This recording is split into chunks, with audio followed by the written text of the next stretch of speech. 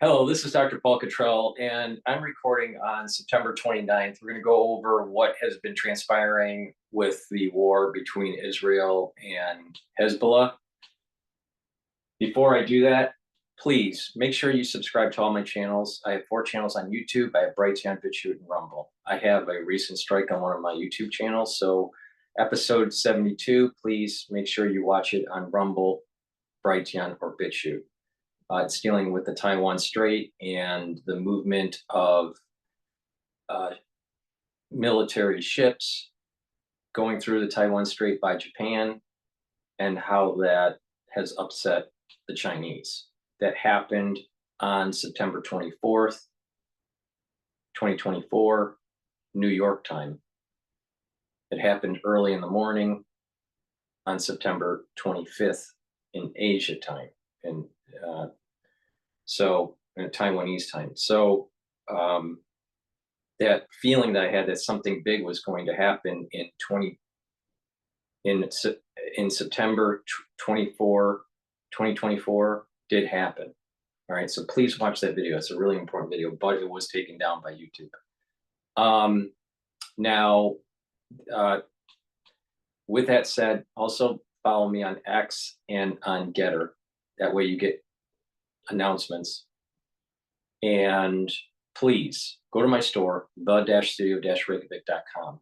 Throughout this video, I'm going to be talking about what's in some of the anti-aging boxes, how to slow down the aging process, boost up your immune system, improve your skin health, and also your cardiovascular health and mental clarity, and all these things that are really important so you have more longevity.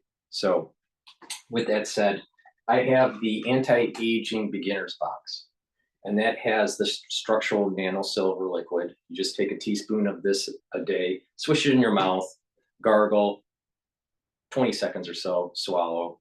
And what that will do is neutralize pathogens. It will maintain a mucosal barrier for your oral cavity and also improve your oral hygiene. In addition, you can pick either extra virgin olive oil, MCT coconut oil, or avocado oil, C60. C60 is a molecule, 60 carbon molecule that soaks up free radicals. It's very potent. Take a teaspoon of this a day. You can pick either, again, extra virgin olive oil, coconut oil, or avocado oil for the 2 ounce for this anti-aging beginners box. And you also get D3. D3 is very important as a gene expression cofactor. So you have processes in your cell that are working properly. In addition, it helps to get a cell to go into apoptosis if it needs to. And D3 is important in absorbing calcium. So this is a multi-purpose vitamin that you should be taking every day. I take 2 soft gels each day. I take it 1 in the morning and 1 in the evening. So that's the beginner's box. You get the structural nano silver liquid, you get the D3, and you get the C60. So that's the anti-aging beginner's box. So with that said, let's start with Fox News. IDF confirms another top-ranking Hezbollah commander has been eliminated. We're back with a Fox News alert. Overnight, the IDF confirming it has taken out another senior Hezbollah terrorist on the U.S. wanted list, seen as a likely successor to slain leader Hassan Nasrallah. So they took out Nasrallah, and then they took out the guy that replaced him right away. But as Israel continues to dismantle Iran-backed Hezbollah, Joe Biden still pushing for a truce. The president is proud to encourage enemies of Lebanon and Hezbollah. Congress is fired. Will you respond to the missile attacks on U.S. warships in the Red Sea? We're responding. Our next guest knows all about fighting against Islamists, and that's former U.S. Army Green Beret Lieutenant Colonel Scott Mann joins us now. Colonel, thanks for being here. Thanks for having me, Dave. It doesn't feel like those shouted answers inspire much confidence, and we're hearing reports that Israel didn't let the White House know previously about this strike because they were worried that the White House would say, don't do it.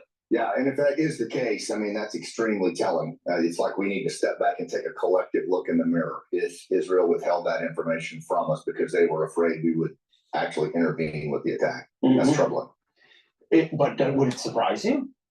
Right now, no. I mean, I think one of the things that I'm concerned about is it almost seems like since the fall of Kabul, we have really been challenged with how we show up as an ally against international terrorism. You know, the countries that we should be at their shoulder, and we've historically been at their shoulder, all of a sudden now we're not. And it's to the point that they don't even trust us enough as a partner to be at their shoulder in the moment of truth. So they just leave us out of the equation. Exactly. So what do local, and you work so often with local allies, that's what you did as a Green Beret. 40 years when they sense that America is saying, hey, that's not our fight anymore, for whatever reason, what's their reaction? Well, I mean, what you've seen here is where they'll just go it along. I'm going to interrupt. I'm going to interrupt. All right. So basically, you know, obviously, Israel's knocking out command and control in Lebanon, probably to set up for a ground invasion. Okay, that's basic strategic war, right? But you also have to remember there is a very long arc of this problem in the northern front for Israel. And Israel's political establishment, going back decades, was warned about this situation and what to do, and they didn't do what they were warned to do decades ago. All right. And it was warned that certain things would happen in the future, which they have happened now, because they didn't do something in the 60s. All right. I'm going to play after this something that may upset you, but I don't really care. All right. But what the reality of the situation is that Israel was supposed to do something in the 60s. They were warned to do it. They didn't do it. And this is the reason why we have the problem that we have today. All right. The lesson learned is that Israel has to kill Hezbollah, Hamas, and the theocratic apparatus that's terrorist, the terrorist infrastructure and the theocratic leaders of Iran. All right. Or we're going to have much bigger problems later down the road. And the proof positive of what I'm saying needs to happen is what I'm going to be playing soon here. All right. But you can see Israel somewhat has trepidation, you know, during the early stages of October 7th, internal strife between the ultra liberals of Israel and the conservative or the more orthodox establishment in Israel. There's infighting within the cabinet. The ones that are more pro-war, the other ones are, you know, more complacent and more pacifist in the cabinet. You have the international community, especially the leadership in the United States, trying to tell Israel on how to conduct the war. And it was warned in the 1960s not to listen because something bad was going to happen. All right. Now, what I'm going to play is literally telling you what was going to happen that's happening now back in the 1960s. All right. But the reality of the situation is the United States slowballing this situation in the Middle East is going to make it much worse. Now, the difference in terms of energy consumption and in terms of energy production and resources and all that has shifted since the 1960s and the 70s. The United States can produce a lot of oil now. And back then, we were tied to the Middle East in terms of oil. So that dynamic has changed. Technology and warfare has changed. Surveillance of the enemy has changed than the 1960s and the 1970s. But if if the United States keeps on playing the same playbook that they used in the 60s and the 70s, this country, United States, is going to be cursed.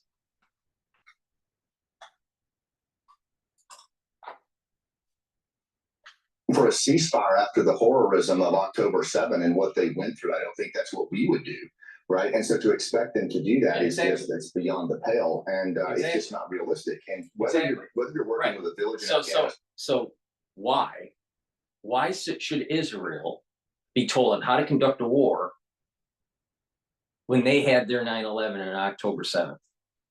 The United States obviously wouldn't do that. We went even one step further. George Bush basically said, we're not going to make a distinction between terrorists and the ones that house terrorism. Well, that basically means that if the Palestinian people are hosting Hamas and not fighting Hamas, then the Palestinian people are Hamas. All right. Same thing with the Lebanese. The Lebanese, if they're hosting Hezbollah and they're not fighting Hezbollah, then they're Hezbollah. You know, it was simplistic from George Bush Jr., but it was effective. And that's the kind of mentality that we need in our government. Make it very simple, very deontological, very black and white.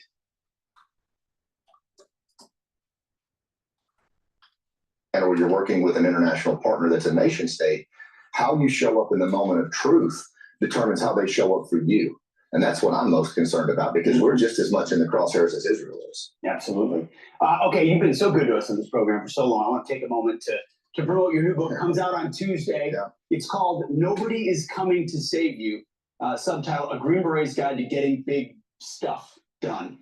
Tell us about it. Yeah, so I wrote as a young Green Beret, I learned early on, a lot of good senior sergeants taught me that, hey, in these rough, trust-depleted places of churn in Afghanistan, nobody's coming to save you. Whatever you've got's what you've got. And the way that we survived and thrived was based on the relationships we built when trust was low.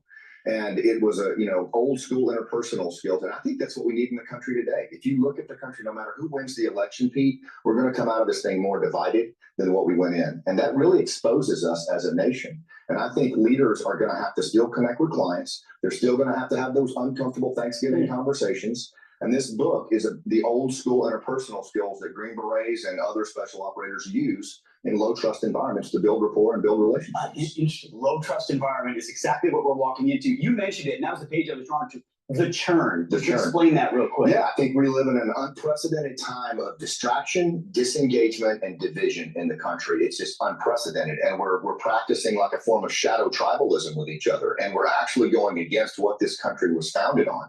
And if we don't figure this out pretty soon, I mean, it could end in societal collapse. The churn is the enemy. The Republican or the Democrat across from you, no matter how this election sorts out, that's not the enemy.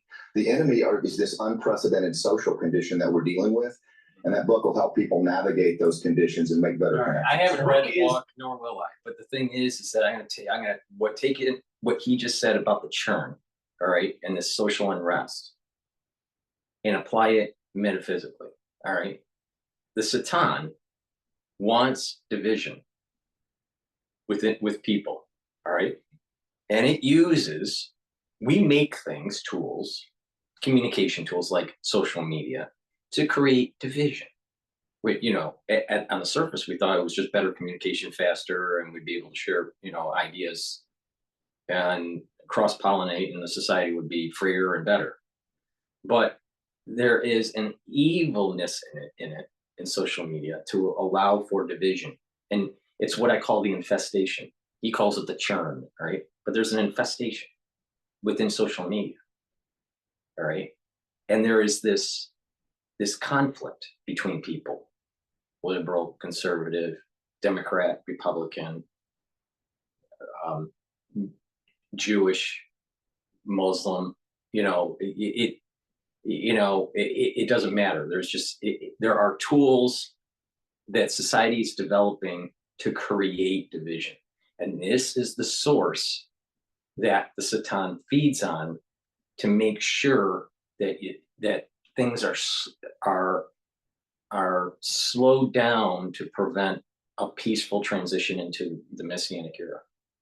Satan dies during the Messianic era. Satan doesn't want to die.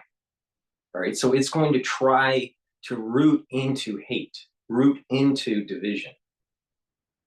All right, and social media is one of the reservoirs of this root system for Satan. All right, so just keep that in mind. Now, what I'm going to play here, now I'm sure there's going to be a lot of people that don't care, that don't care, don't like what I'm going to do or what I don't care. I really don't care anymore. I got to the point in my life, I don't care. All right. But the thing is, it's proof positive that you got to stop kicking the can down the road and get the job done. Before we go there, though, I want to talk about the anti-aging advanced box. All right.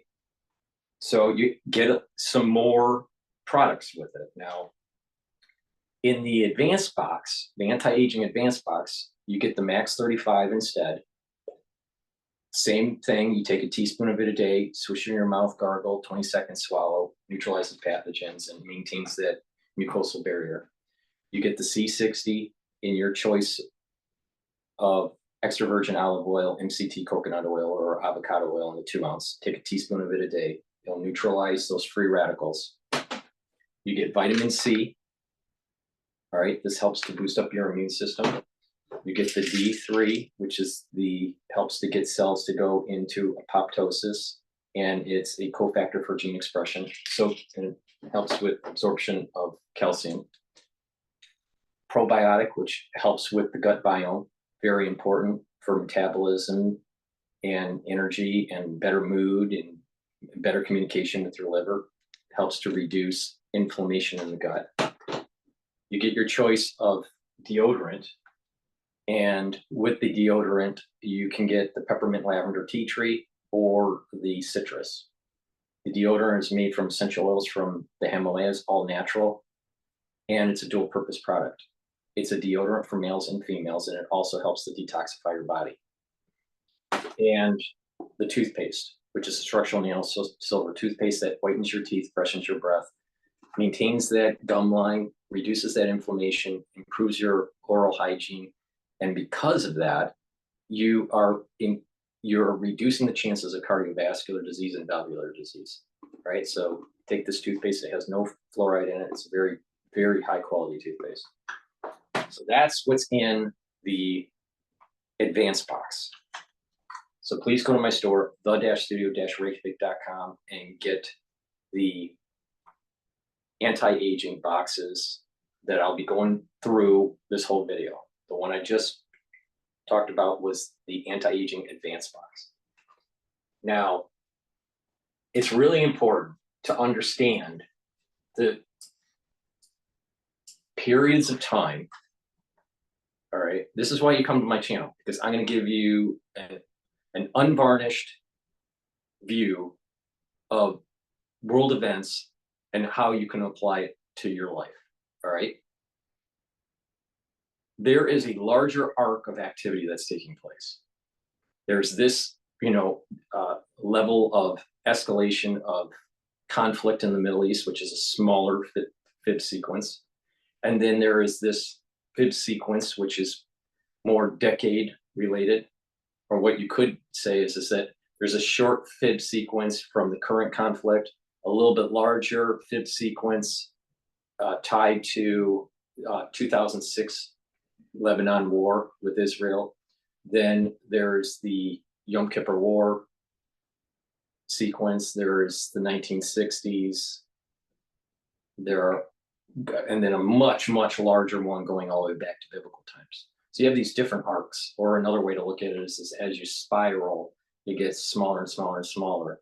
The smaller spiral is the current activity. The larger arc of the fib sequence is the biblical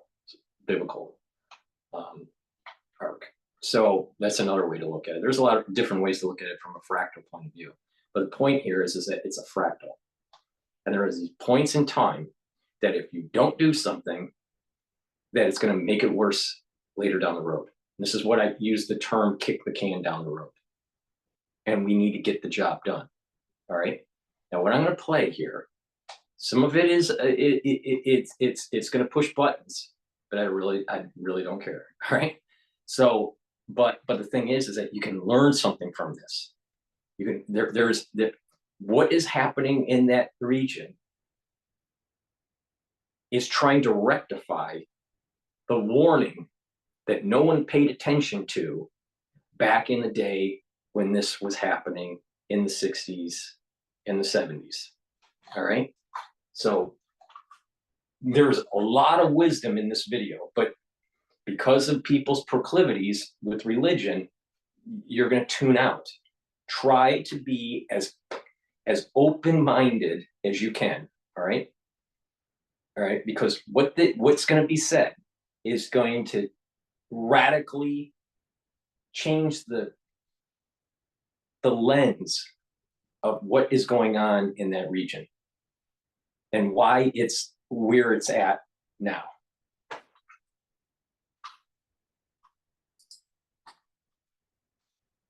Zero Ep 1984. I was a child of 10 years old, and I was sitting on the floor near the Rebbe's stage as Bibi Netanyahu.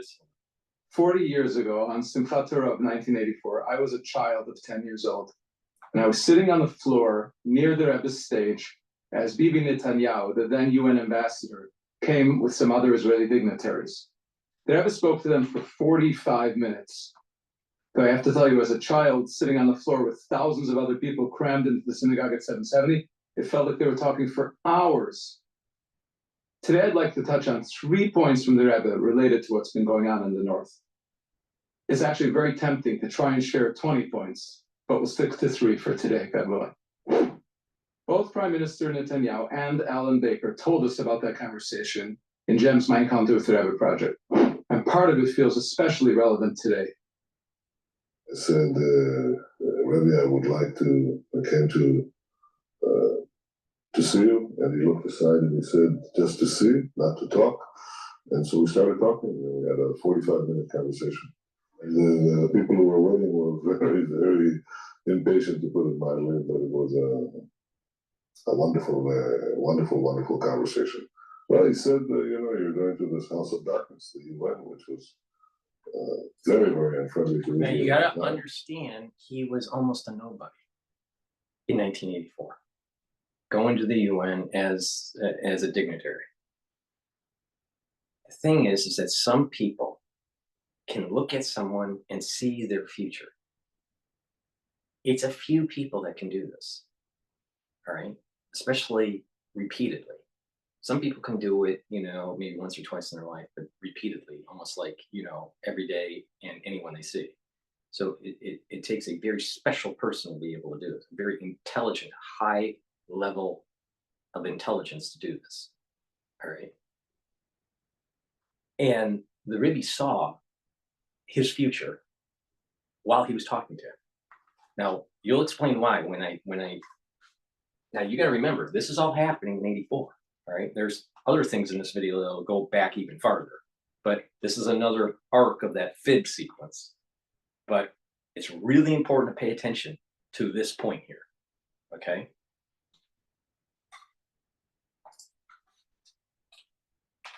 They said even in the greatest darkness, if you light a candle, it spreads a great light that can be seen from afar.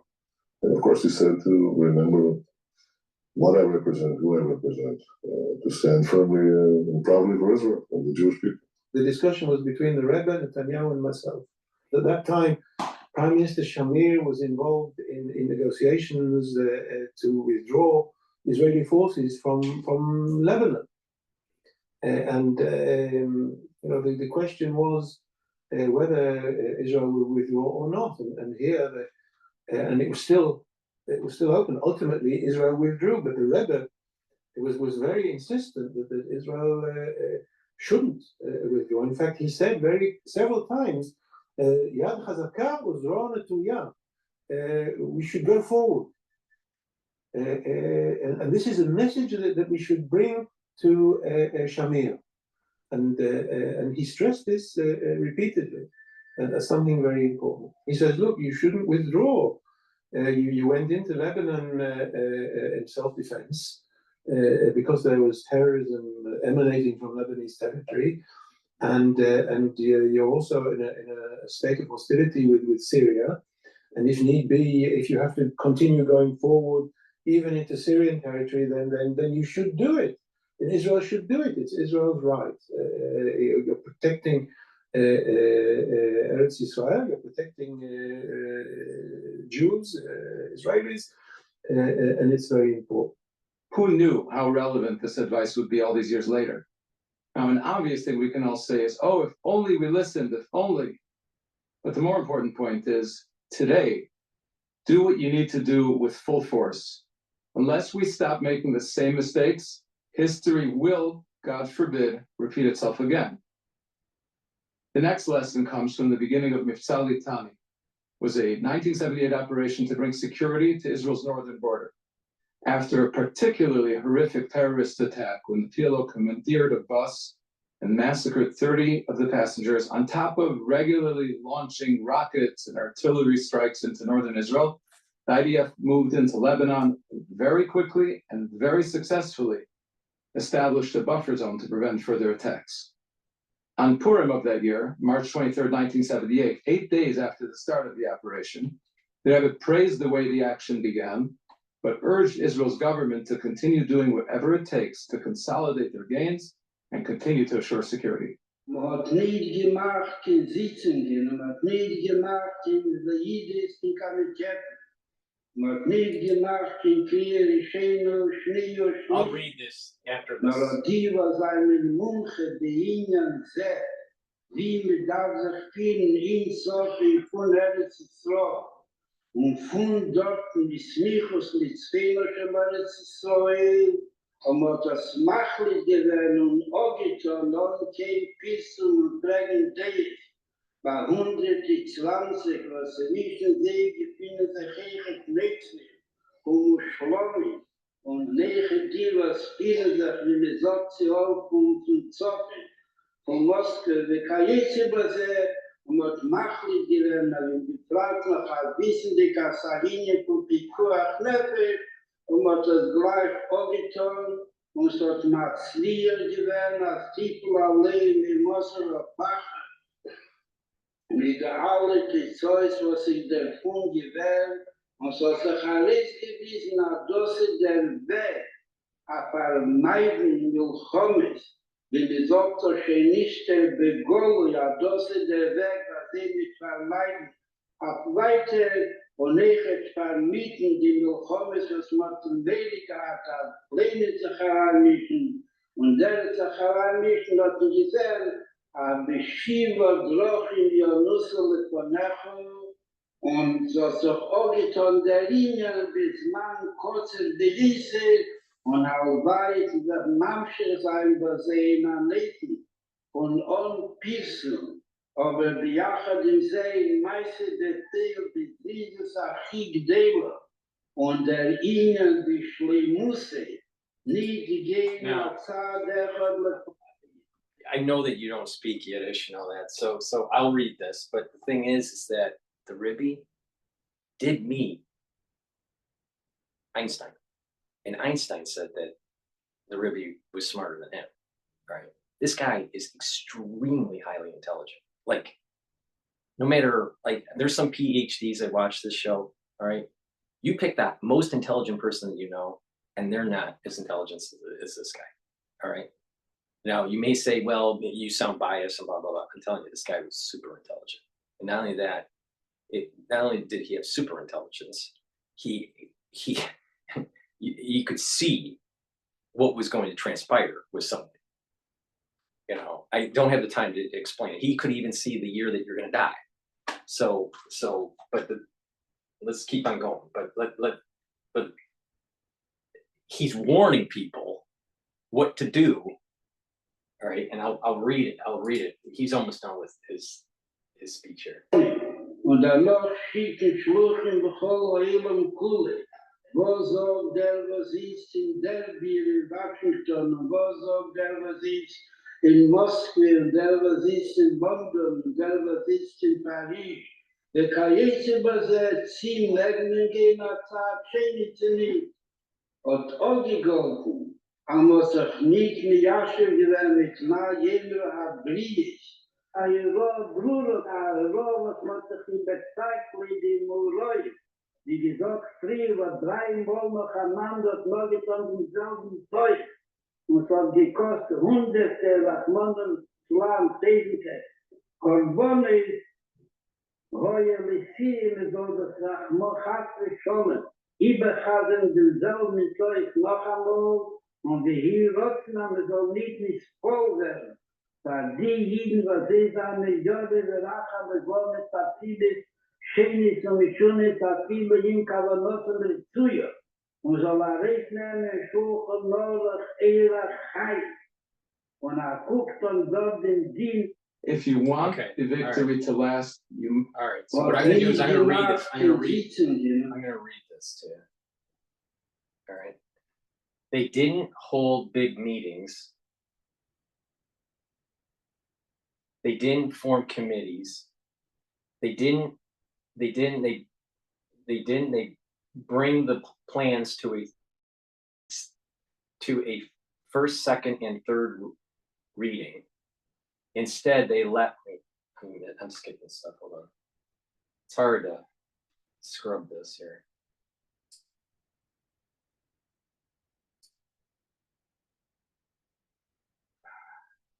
Okay. They didn't hold big meetings. He's talking about the UN here. All right. They didn't form big committees.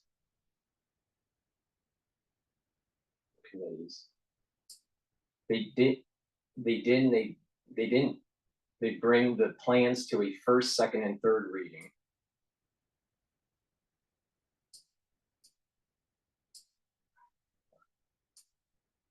Not so easy to get this scrubbing here.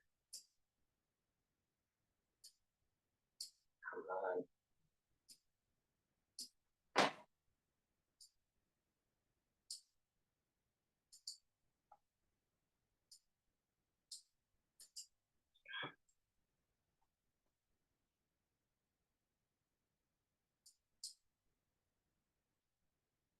Come on, wait.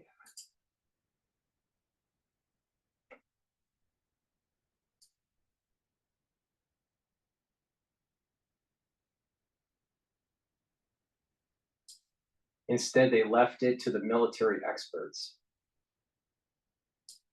who know how to operate in northern Israel and the territories past the Israelis' northern border.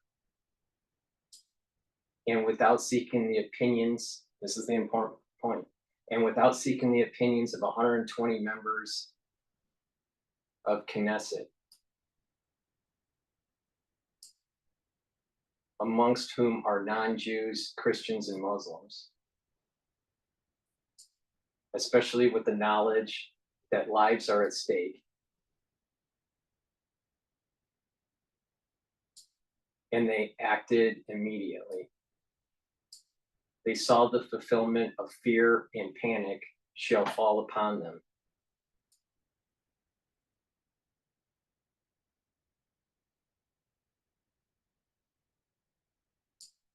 And all the successes that followed. It demonstrated that this is the way to prevent wars. Now it's being declared that this will be a deterrent moving forward. There was a fear that this or the other would get involved.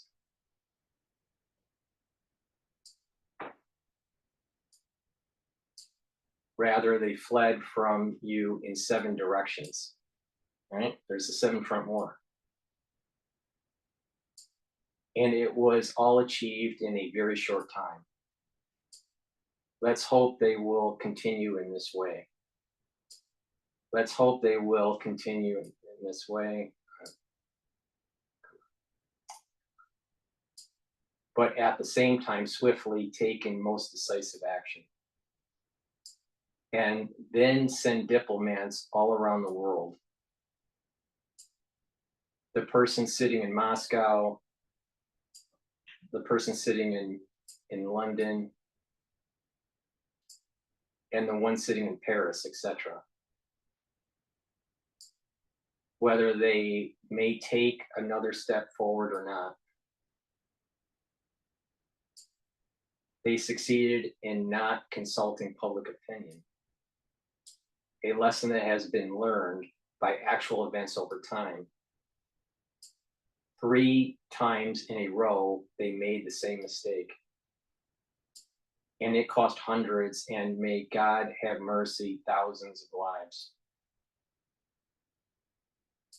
May it never happen again. Wait.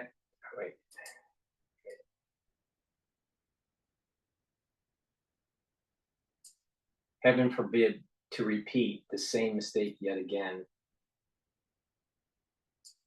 And you cannot be deterred by those Jews who are fearful or faint-hearted. This is talking about that inner fighting within the country. It's hard to scrub this.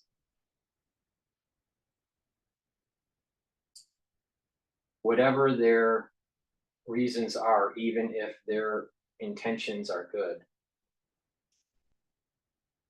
open the code of the Jewish law, and you will see the explicit ruling.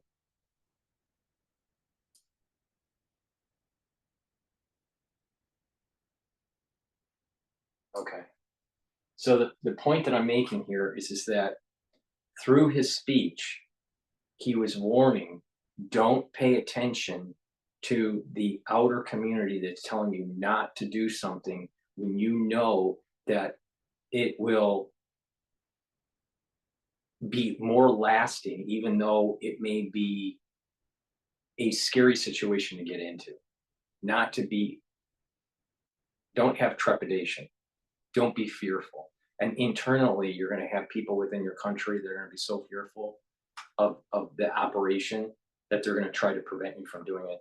But what happens is that it's kicking the can down the road, and the destruction is so much more later in the future, all right, because of technology, because of population densities, and other geopolitical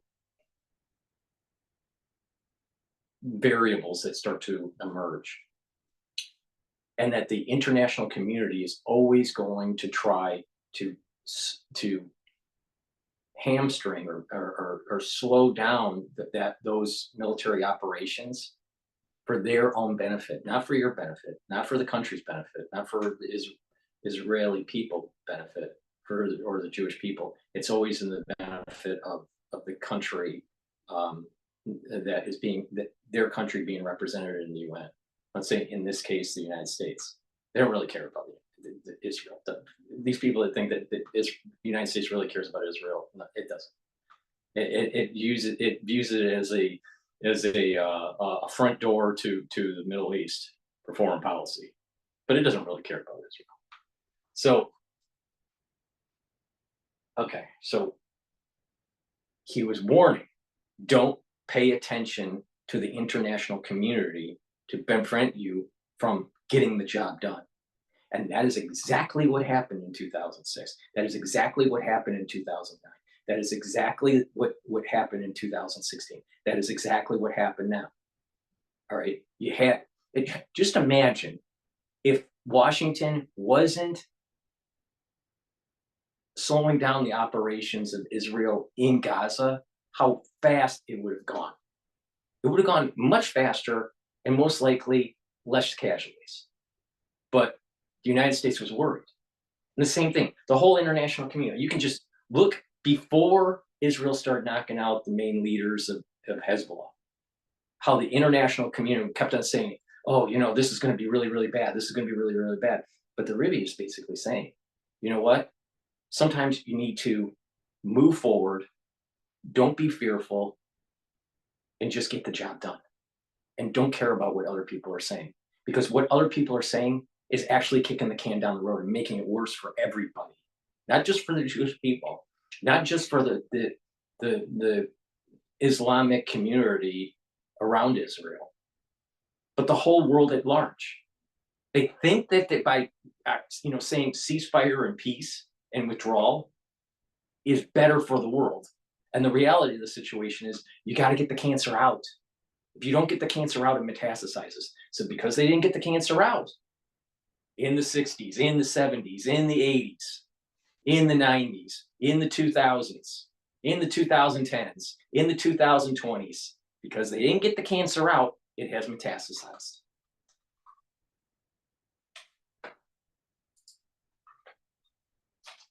Last, you must ignore outside pressures. Do what needs to be done to assure security. If you're going to wait for the world's approval, forget about it. Now, hopefully that's what we've been doing this week. But after you secure things, by going in on the ground or whatever the true security experts determine is needed, you need to be comfortable to keep ignoring those who will be screaming politely but firmly, do what you need to do. Right. The criticism and the pressure will come. It has come every single time in the past, and that's exactly where Israel has subsequently turned a win into a loss, including, unfortunately, in the very place that Rebbe was warning them in that talk in Lebanon. By the way, here's a clip we found of General Avigdor Ben-Gal, an absolute hero from his actions during the Yom Kippur War, who was later the commander of the Northern Command. He devised and oversaw Mivtza Litani. I fought the Syrians in the Golan Heights. What success in protecting the entire land of Israel, as well as protecting the Jewish spiritual integrity. Thank you very much. Much success. And I had the Rebbe's blessing. Get $1 in charity here and the other states. Now, there's a third very important point of the Rebbe that comes to mind today. Close your eyes and jump back only a couple of weeks. What were we going to do with Lebanon? Hezbollah, 150,000 short-range, medium-range, long-range, precision-guided missiles. The situation seemed impossible. It was impossible. Right. What in the world? And this is where Scott Ritter gets it all wrong. All right. Because he's only thinking of it in this plane and, some sort of, because all these experts out there were saying Israel's going to get decimated. Look at what happened in 2006 and all this stuff. Well, things have changed on the battlefield. One, October 7th is a big catalyst. Two, all right, there is this this flux because of the ultra liberal and the conservative or the Orthodox in Israel is creating a charged effect. There's all this conservatism and ultra liberalism charge in the world at large. There's this push by the Saudis to try to, stabilize the regions for economic growth, through the Abrahamic Accord agreement. There's drone warfare that changes the dynamic of the battlefield that wasn't there in 2006. And you have the red heifer. They didn't have the red heifer in 2006. They have the red heifer now. A lot of things have changed. Iran, much closer to a nuclear weapon now than they were in 2006. So to say, well, this is what happened in 2006, so it must happen in 2024. I think Scott Ritter isn't getting it right. He's not getting it right. How? Sometimes you can't apply the same situation in one epoch and say that it's going to be matching in another epoch. Variables have changed. Not only that, you may have actually a government that's basically saying, you know what, I don't care what the international community is thinking. We're going to do and get the job done. All right. They didn't have that in 2006 because you had the international community put so much pressure on Israel. Plus, what was going on in 2006? That was during George Bush. And we had the fiasco that was going on between Iraq and Afghanistan. Totally different dynamic than we have today. So there's a fallacy that epoch comparison fallacy that Ritter is getting wrong here. Now, as long as Netanyahu keeps on moving forward and not being fearful of this internal strife with the ultra-liberal within the country and the international community strife, Israel will get the job done. Because you just roll back YouTube, all right, to just 3 weeks ago. And a lot of people, like Scott Ritter, was saying Hezbollah is going to decimate Israel. Israel just took out most of their command and control by blowing up their walkie-talkies and pagers. Now, of course, humans had to, find ways to get that done. But God allowed it to happen because the Jewish people weren't fearful in that moment in time. This is the Ritter mistake. If you're not fearful, sometimes you can get something done. There's kind of like a divine kind of thing that is happening that allows it to take place.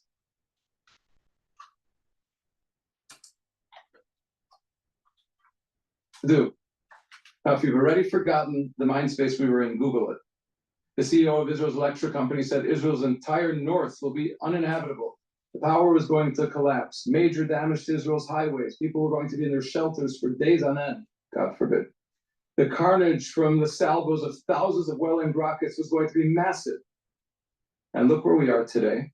To me, it seems there are some parallels here to the summer of 1967. It was only 20 years or so after the Holocaust. The Jews were about to be annihilated, and there was no way around the outcome of utter devastation. And then, as the Rebbe described, in one day, everything turned around with Mivtza Moked, the IAF's attack on Egypt's Air Force, and eventually the Syrian and Jordanian Air Forces followed that, and that launched the Six-Day War, which Israel won resoundingly. Before the 6-Day War, everyone declared that we must recite Psalms without any exception. Even the most non-observant Jews. Some recited a single verse, or they cried out the Shema. Clearly, people saw it as a time of perilous danger. God save us. Once the 6 days had passed, and the days that followed those, by the way, I declared that the true danger was beginning then. Although the obvious danger had passed, by the grace of God and through his miracles, etc., we must be careful not to declare my own strength and the power of my hand. Right afterwards, everyone proclaimed that it was God's will. Only later were the results attributed to military power. They want to publicize promoting the notion that human efforts alone achieve this. Torah teaches that at creation, God left the north side unfinished. God said, fine, let's see how you manage on your own. We haven't prevented, but the attacks, it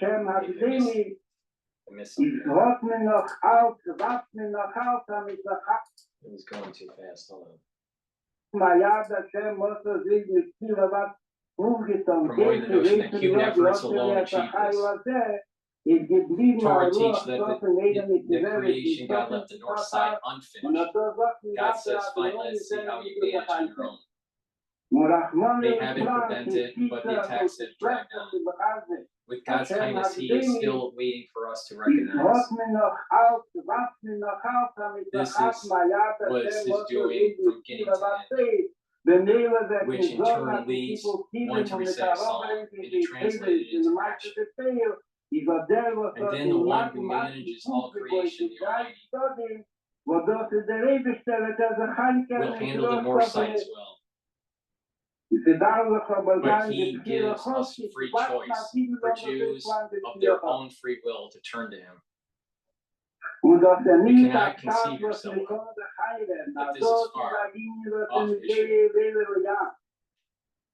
ואני That הפנמתי, is הצלתי distance, דבר דגן because למדתי, there's an זאת ocean. העניין בכל כל הרבים זה בזה. Sometimes he goes too ובשעה fast. זה Turn to him. ודאס You ניט cannot אַקאַט וואס מיר convince קומען yourself that איילן, this is אַ far דאָס off. איז אַ ליניע וואס אין גיי וועלן יא. ואני That הפנמתי, is הצלתי distance, דבר דגן because למדתי, there is an זאת ocean. העניין We are taught that every Jew is responsible for one another.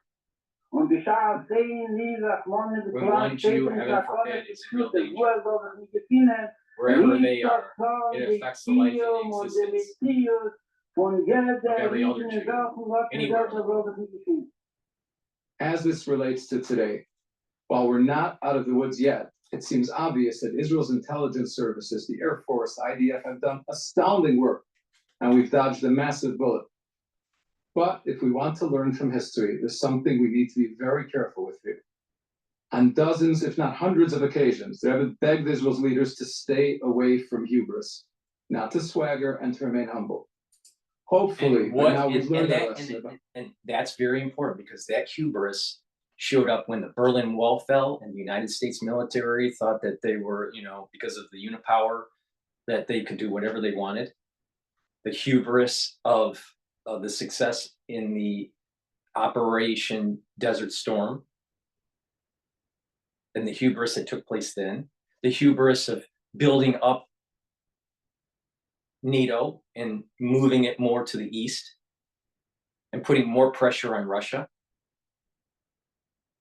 This hubris that is being warned on to not to be hubris for Israel for military operations, successful operations, and to make sure that you see it, that this is God's allowing this to happen. This is something that the United States failed to realize during the fall of the Berlin Wall, during the Iraq War, Desert Storm, and during this whole movement of NATO towards Russia, because that hubris has now caused the conflict that we have in Ukraine and in Russia. That hubris led to us not winning post 9/11 in Iraq and Afghanistan. All right, so now do you understand why it's so important to listen, to pay attention? That these things, these events that have been taking place have been building up. They're connected. They're building up to a much larger event. And that's why I've been so focused. I've been telling everybody what's going on in Europe, what's going on in the Middle East, and what's starting to emerge in Asia are all tied together to 9/11 and to the crisis that we were in 2020. All right. But they also have nodal points to events that took place pre 9/11 because of the hubris and because of the international community talking and think that peace agreements literally will give you peace. Well, a lot of times peace agreements actually create more war. Let's take a look at the peace agreements that transpired right after World War I, that actually led to World War II. It's the same problem. The hubris of the Allied forces winning in World War I put so much reparations onto Germany, it led them down a path to reemerge as a major power and to start World War II. Peace agreements, ceasefires, and all that didn't get the job done. When there's a cancer, you got to get the cancer out.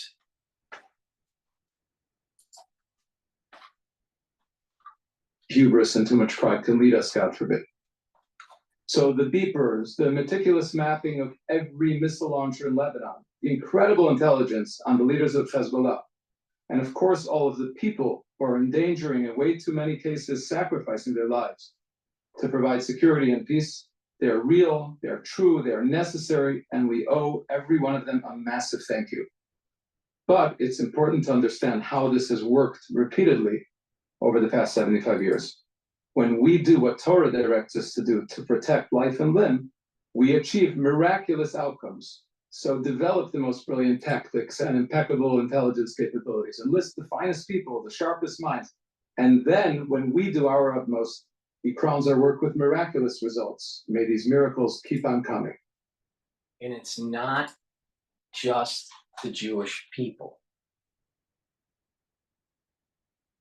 My country, the United States of America, all right, have made mistakes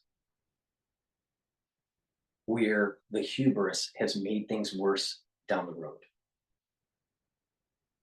And we need to stop being afraid. Now, in contemporary terms, the United States is afraid to get the job done with the fucking Iranians. The Ayatollah needs to be assassinated. The capability of nuclear weapon development in Iran needs to be completely and utterly demolished. And stop being afraid, because what's going to happen is that there's going to be a radiological event because we were afraid.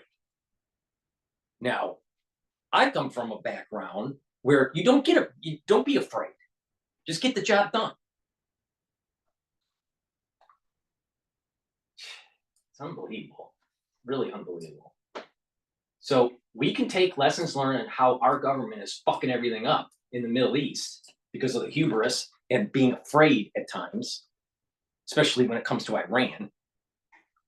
You know, we have hubris to grow NATO to try to knock out Russia, but we can't get the job done in Iraq and Afghanistan post 9/11. With that said,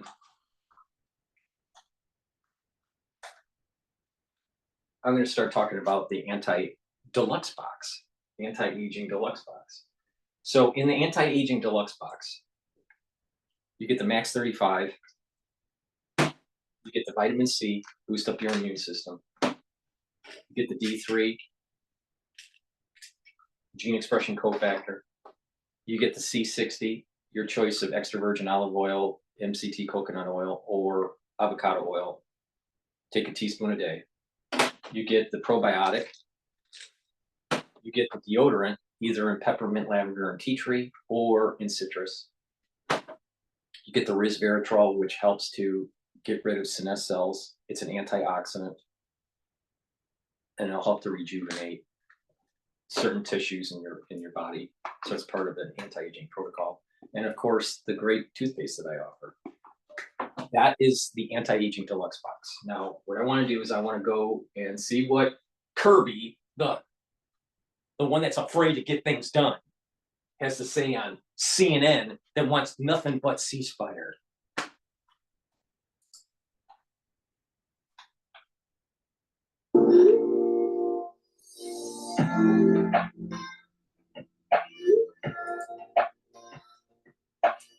They will try to recover. We're watching to see what they do to try to fill this destabilizing news from the Middle East, where the Lebanon. And it's amazing with CNN, right? Why is this recycling? Come on. All right. What's amazing with Jake Tapper, during the revolution, his family was in the United States. So, he has a decent lineage. So I have a decent lineage too. That goes back that far. Actually, it goes back farther, but either way. But my lineage was on the right side. And that was fighting with George Washington. His family was fighting for the King of England. Shit. So you really think that he comes from a soul root that is really about pro-America? He's really about freedom for people, really about constitutional rights? No. His soul root comes right from, the aristocracy, or it wasn't even the aristocracy, it was the monarchy. Hey, dumbass. Oh, by the way, he went to Dartmouth. Profoundly destabilizing news from the Middle East, where the Lebanese have just recovered the body of Hassan Nasrallah, the leader of Iran-backed Hezbollah. which the US government considers a terrorist group, who was killed by an Israeli strike on Friday. President Biden said the killing gave Nasrallah's victims and their families a, quote, measure of justice. But as Israel struck more Hezbollah targets overnight, President Biden also called for a ceasefire in the region, as US officials watched carefully for Iran's threatened retaliation for Nasrallah's death and the possibility that Israel could move ground forces into Lebanon. Joining me now to discuss White House National Security's communications advisor, Admiral John Kirby. Admiral, thanks for joining us. So, first of all, is President Biden glad that Israel took this action? I don't think anybody's mourning the loss of Mr. Nasrallah, a known terrorist, a guy with American blood on his hands as well as Israeli blood on his hands. This is a terrorist organization. He was the leader of it. And I think people are safer without him walking around. But they'll try to recover. We're watching to see what they do to try to fill this leadership vacuum. It's going to be tough, but much of their command structure has now been wiped out. Yeah. So, but you know what? It was the Israelis basically saying, you know what? We're not going to listen to the international community nor the United States, and we're going to get the job done. And we're going to cut off the command and control of Hezbollah and most likely do a ground invasion, while the United States was saying, give peace a chance. Do a ceasefire. Let Hezbollah reconstitute.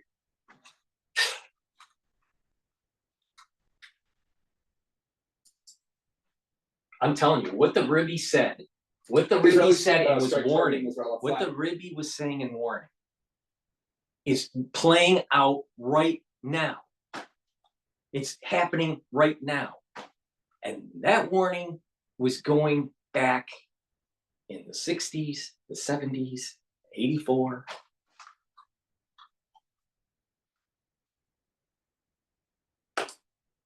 I'm telling you.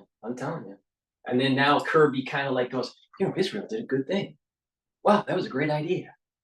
Even though 2 or 3 weeks ago, we told them not to do anything. Thanks, Kirby. Fucking idiot. Several large buildings in the heart of densely populated Beirut, the suburb of Beirut.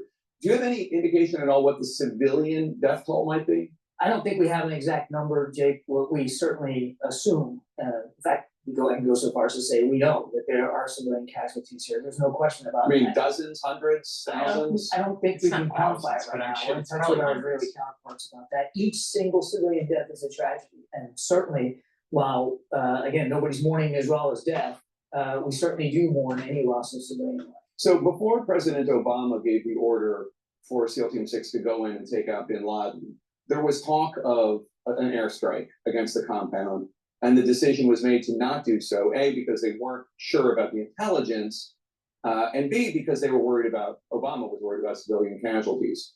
The Israelis went a different direction. Obviously, their intelligence was solid. No shit, do you think Israel made the right decision doing it the way they did it? Again, I think having decimated the command structure. This is what Satan wants. This is what Satan wants. We have this social media. I have a video about this. I'm going on a tangent now. I have a video about how the internet is this additional entanglement in a virtual world. All right, that is emblematic of the entanglement of Adam and Eve leaving the Garden of Eden and going into, being expelled out of the Garden of Eden, and this entanglement of good and evil. All right, good and evil they didn't really manifest and get entangled until after the original sin. All right, and this expulsion of Adam and Eve. Right, and so everyone in the world, by trying to make the world a better place and to do good and to help people and in various ways, but is trying to disentangle this thing over many, many, many years. All right, thousands and thousands and thousands of years. Right. So for Jews, doing mitzvahs will help to untangle this good and evil entanglement. Well, social media and internet and the wires for the servers and all this is an additional entanglement that Satan uses to stay relevant. Remember, as we move towards the Messianic era, Satan dies. So it's trying to latch on and keep energy flow so it doesn't die. All right.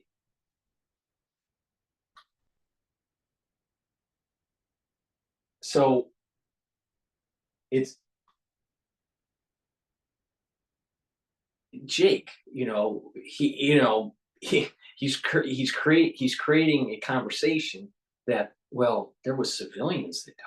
So Satan is a smart guy, so, not a guy, but I mean a force. It's an intelligent force.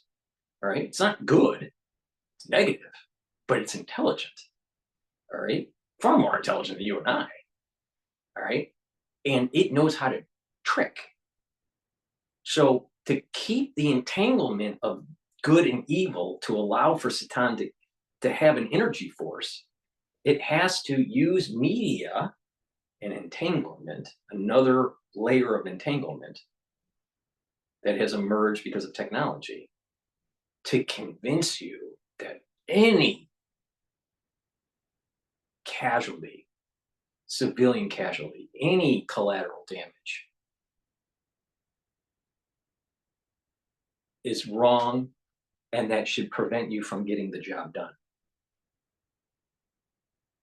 Not realizing that by not getting the job done, there's going to be more casualty and destruction down the road.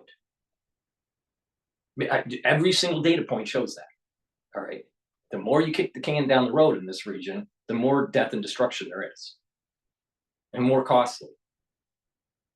So Satan is trying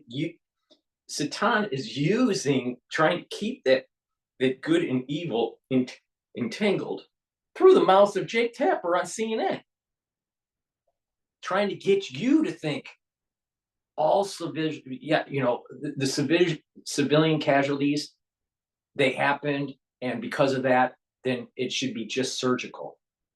Well, Satan's smart. If you do surgical operations only, you most likely won't win wars. The United States has invested a lot in SEAL teams. Well, since we've been investing so much in SEAL teams, have we won a war? The answer is no.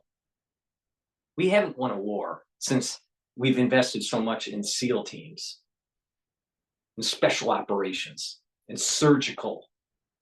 Because Satan knows that it's through massive destruction and collateral damage that ends wars. That's surgical.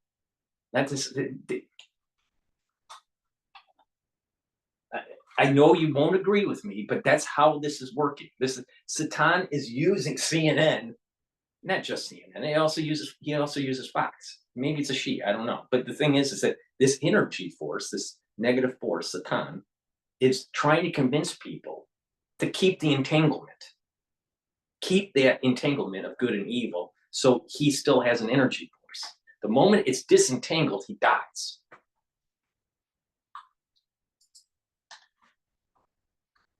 His advantage, it's actually good for the region, good for the world. I'll let the Israelis speak to the decision-making process they made, why they chose to go this route. Maybe they should have been on October 7th, too. To the Israelis about what the right next steps are. And as you rightly said in the opening, the president continues to believe that there needs to be time and space for diplomacy. And that means we'd like to see a ceasefire in place so that diplomacy can breathe. Iran condemned the killing of Nasrallah and said the U.S. is, quote, complicit in Israel's actions. How concerned is President Biden about the potential for a direct conflict, a direct military conflict between Israel and Iran, and maybe even involving the United States? Iran certainly has tried any number of things, including recently hacking President Trump's campaign, talking about an assassination attempt on President Trump. How concerned is President Biden about a possible direct confrontation between the U.S. and Iran? We've been concerned almost since the beginning of this conflict about it. If I was Kirby, I would say we're aware of the situation, but we're not afraid, and we're going to get the job done. Oh, let's see what he says. War. That's why, again, the president and the G7 leaders just a few days ago talked about calling for a 21-day ceasefire. And everything else that the president's been doing, including adding force capability, military. What did the Rebbe warn about? He was talking about a 7-front war and nations just talking and talking and talking and talking at the UN and getting nothing done.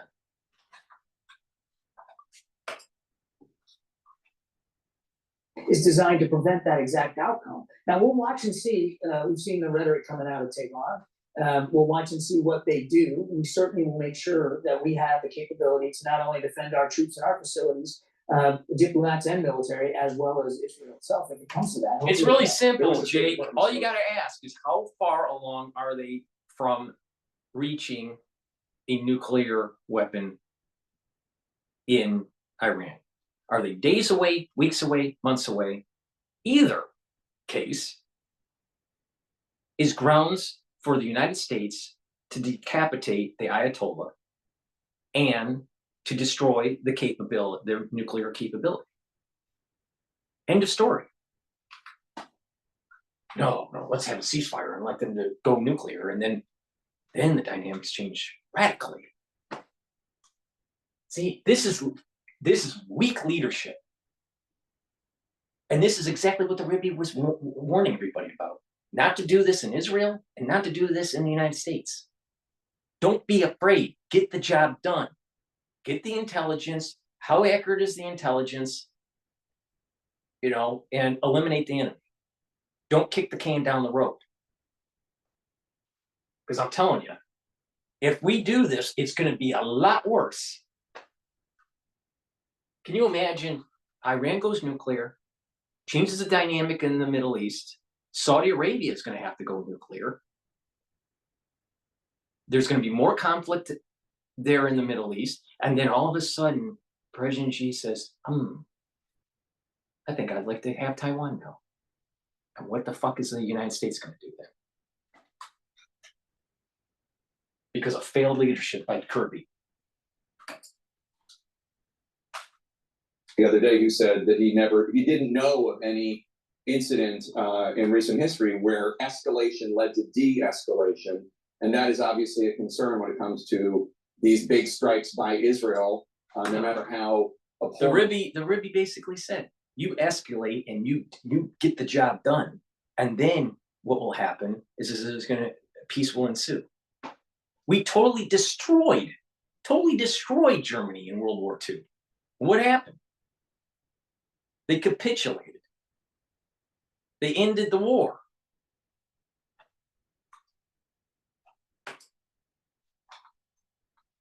The targets, if there are civilians that are taken out in the process, do you agree that escalation seldom leads to de-escalation, as the State Department spokesman said? No, we would agree on this, that there needs to be an effort to de-escalate here. Again, Israel has a right to defend itself. It needs to get the job done, and then it can have peace.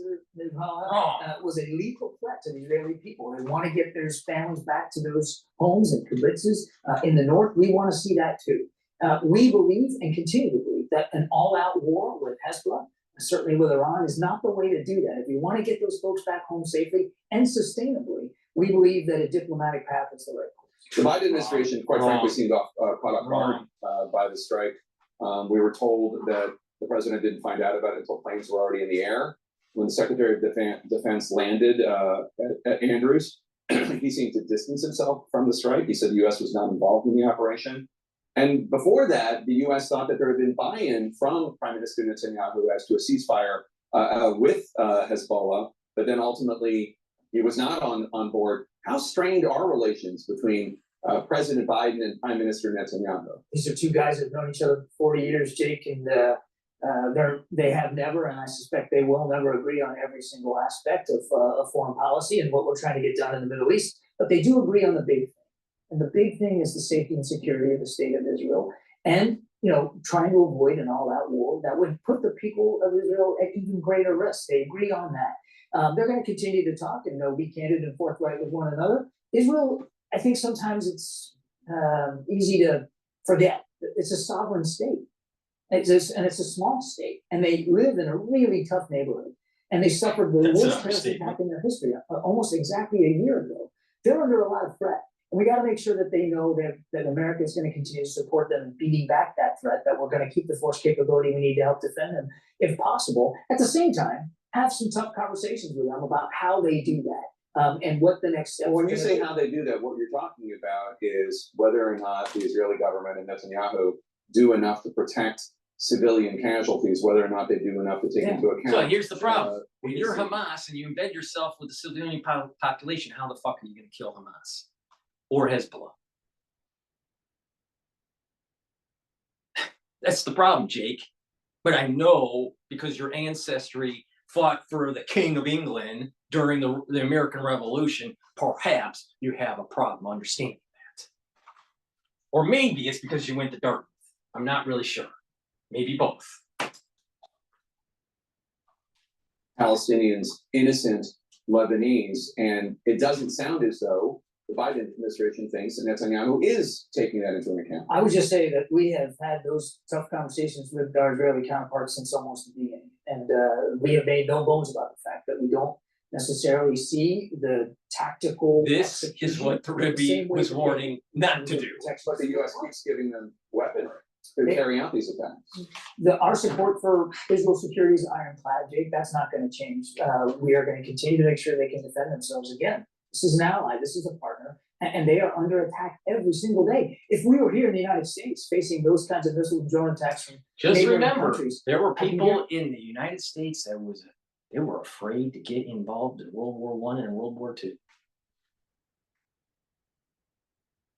Can you imagine what the world would be like if the United States didn't get into World War II? Kirby, he's not on the right side of history. The American people would want to make sure that we are doing what we can to protect them. And we are going to continue to do what we can to protect the Israeli people. But that doesn't mean, back to your first question about the relationship, that these two men who've known each other a long time aren't capable of having tough conversations with one another. And President Biden will continue to stand up for the right to protect civilian people and civilian infrastructure. He's wrong. He's wrong. All right, we're going to go to another video. But before I do that, I want to talk about the anti-aging super deluxe box. So you get additional products. This is the second most compared to the deluxe box. Let me just repeat. You get the Max 35. You get the D3. You get the C60 and your choice of extra virgin olive oil, avocado oil, or MCT coconut oil. And C60 is a very strong antioxidant. You take a teaspoon of it a day. Probiotic. Your choice of deodorant. Peppermint, lavender, and tea tree, or citrus. Resveratrol, toothpaste, very high quality structural nano silver toothpaste. You get the vitamin C, boost up your immune system, and some of the other products you get in the super deluxe box, anti-aging super deluxe box, is ashwagandha root, which helps to control your blood glucose levels and bring down your cortisol levels, bring down inflammation. Turmeric is an antioxidant and also helps to bring down inflammation. Omega-3 helps to bring down your LDL and increase your HDL lipid profile. And lastly, the vitamin B complex, which helps for cellular metabolism. It helps with improving your energy levels. The first 5 B vitamins helps with mitochondria, and that's really important for your electron transport chain. So please go to my store, the-studio-reykjavik.com. It's the-studio-reykjavik.com and get the anti-aging super deluxe box. It's a great buy. You get a lot of really high quality supplements to slow down the aging process and to improve longevity and to boost up your immune system. Okay, with that said, let's find some other stuff that's going on. And Kirby is just, they'll try to recover. We're watching to see what they do. Try to throw this leadership back. He'll always be an idiot. All right. Okay, so what I want to do is play Fox News here. Cavuto. Andy Danon with us right now, the Israeli ambassador to the United Nations. I don't think any one of those reactions probably surprises you, Ambassador. But now you're hearing of retribution. What comes next? What do you think comes next? Well, first, I think it's a good date for democracy. The world is a better day today without Nasrallah. We feel similar like the American people felt when Osama bin Laden was killed. He was a notorious terrorist. He killed Americans, Israelis. He bombed the embassies, kidnapped citizens, and I think it's a great achievement of the IDF. We are at war with Hezbollah for 11 months, so we are kind of used to it. But we will continue with our lives. Schools will stay open in Israel tomorrow. But we decided to limit mega events, concerts, to see what will happen in the next few days. But I think the message was very clear. We will hunt down those terrorists wherever they are. They cannot hide. Not only we got rid of Nasrallah, but we send a clear message to its friends in Beirut and other capitals in the Middle East. Now, Iran, as you probably know, Ambassador said it will respond. Of course, it's still waiting to see what kind of response it would have to taking out a top Hamas leader a little more than 8 weeks ago. But I am curious what you anticipate or what Israeli is preparing for, what Israelis are preparing for. Well, as I mentioned earlier, we are watching very carefully, but because we are in a war for 11 months with Hezbollah, we can't get used to it. But it's interesting to see the reaction from Iran. And they take responsibility for Hezbollah attacks against Israel. They already use those proxies. So I don't really understand what they had to do with that event. I think today the question is the Lebanese government will be able to see the moment and change the linkage that Nasrallah did between Lebanon and Gaza.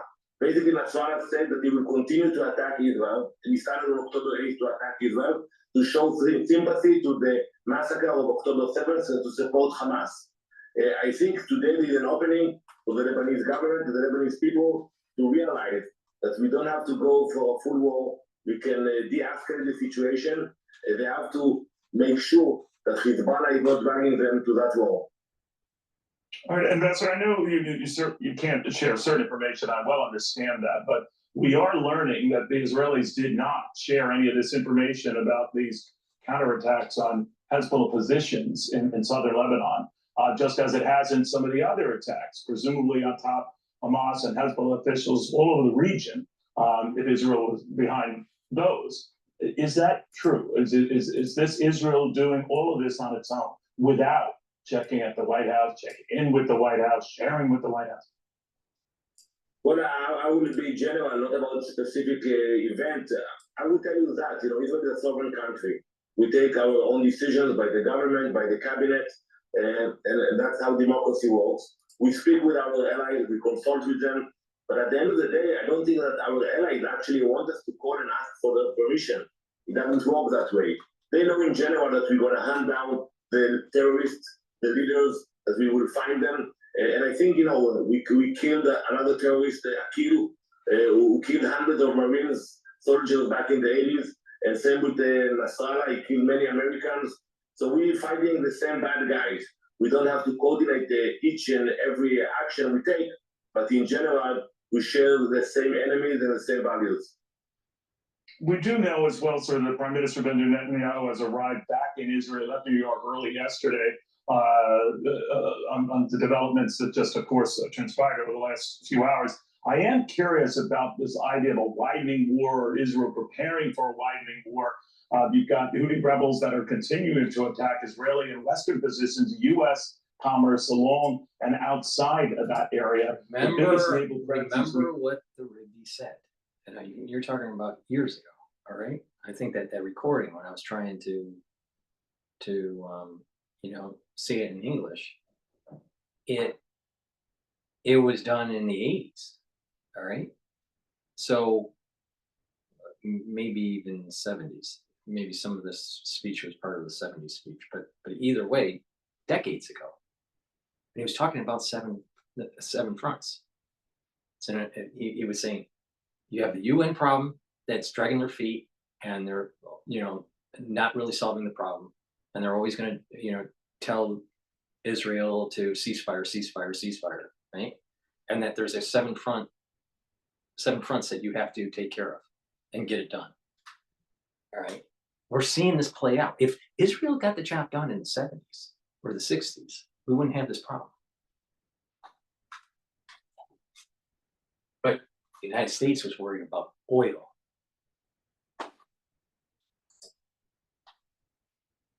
Had in the region since the early 1970s. What is next? First, we have no interest for global war. You know, we are a peaceful nation, but we have to make sure that the residents of Israel can live peacefully. And since October 8th, since Hezbollah started to attack our northern communities, 70,000 Israelis had to fled, and you have 70,000 refugees within Israel. So we are committed to allow them to go back to their homes. If we can solve it with diplomacy, now, that's again, what we are I may seem biased, but I also, disagree with some people from Israel, right? Israel is not a peaceful nation yet, because it's been in a state of war since its existence. Now, there are small periods of time there may be less confrontation, but it's not a state of peace. That whole region isn't in a state of peace. But if you get the job done, then that region is going to have peace and prosperity. So it's not a nation of peace yet, because it's been always in a state of war because of its environment. But get the job done. Stop kicking the can down the road.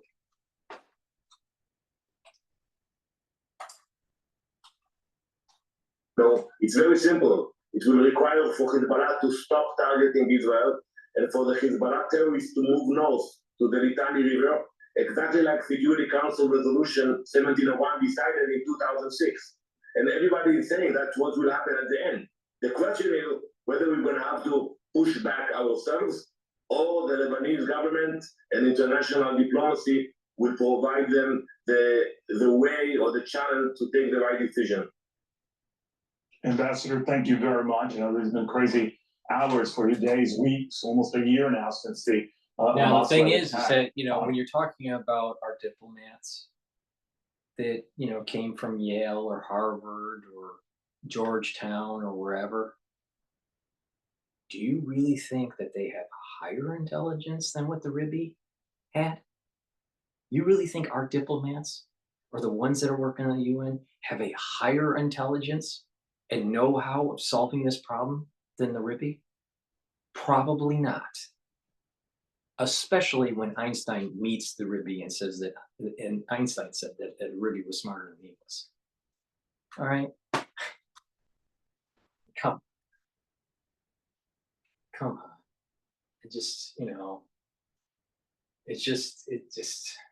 I can't deal with this crap anymore. It's so idiotic because we have a country that's afraid to get anything done.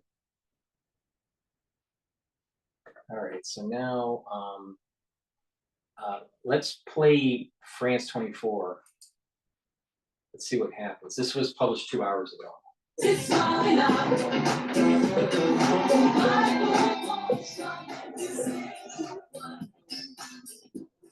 For more, we speak to Kawa Hassan, a non-resident fellow at the Middle East and North Africa program at the Stimson Center. Thank you for speaking to Paris Direct. A lot of waiting as to how major regional players are going to react to this week of escalation. What are the calculations that Iran's supreme leader needs to be making? Thank you. So Iran is indeed in a Let me get this straight. strategic climate. Let me get this straight. This guy, Kawa Hassan, non-resident fellow, MENA program, the Stimson Center in Brussels, Belgium.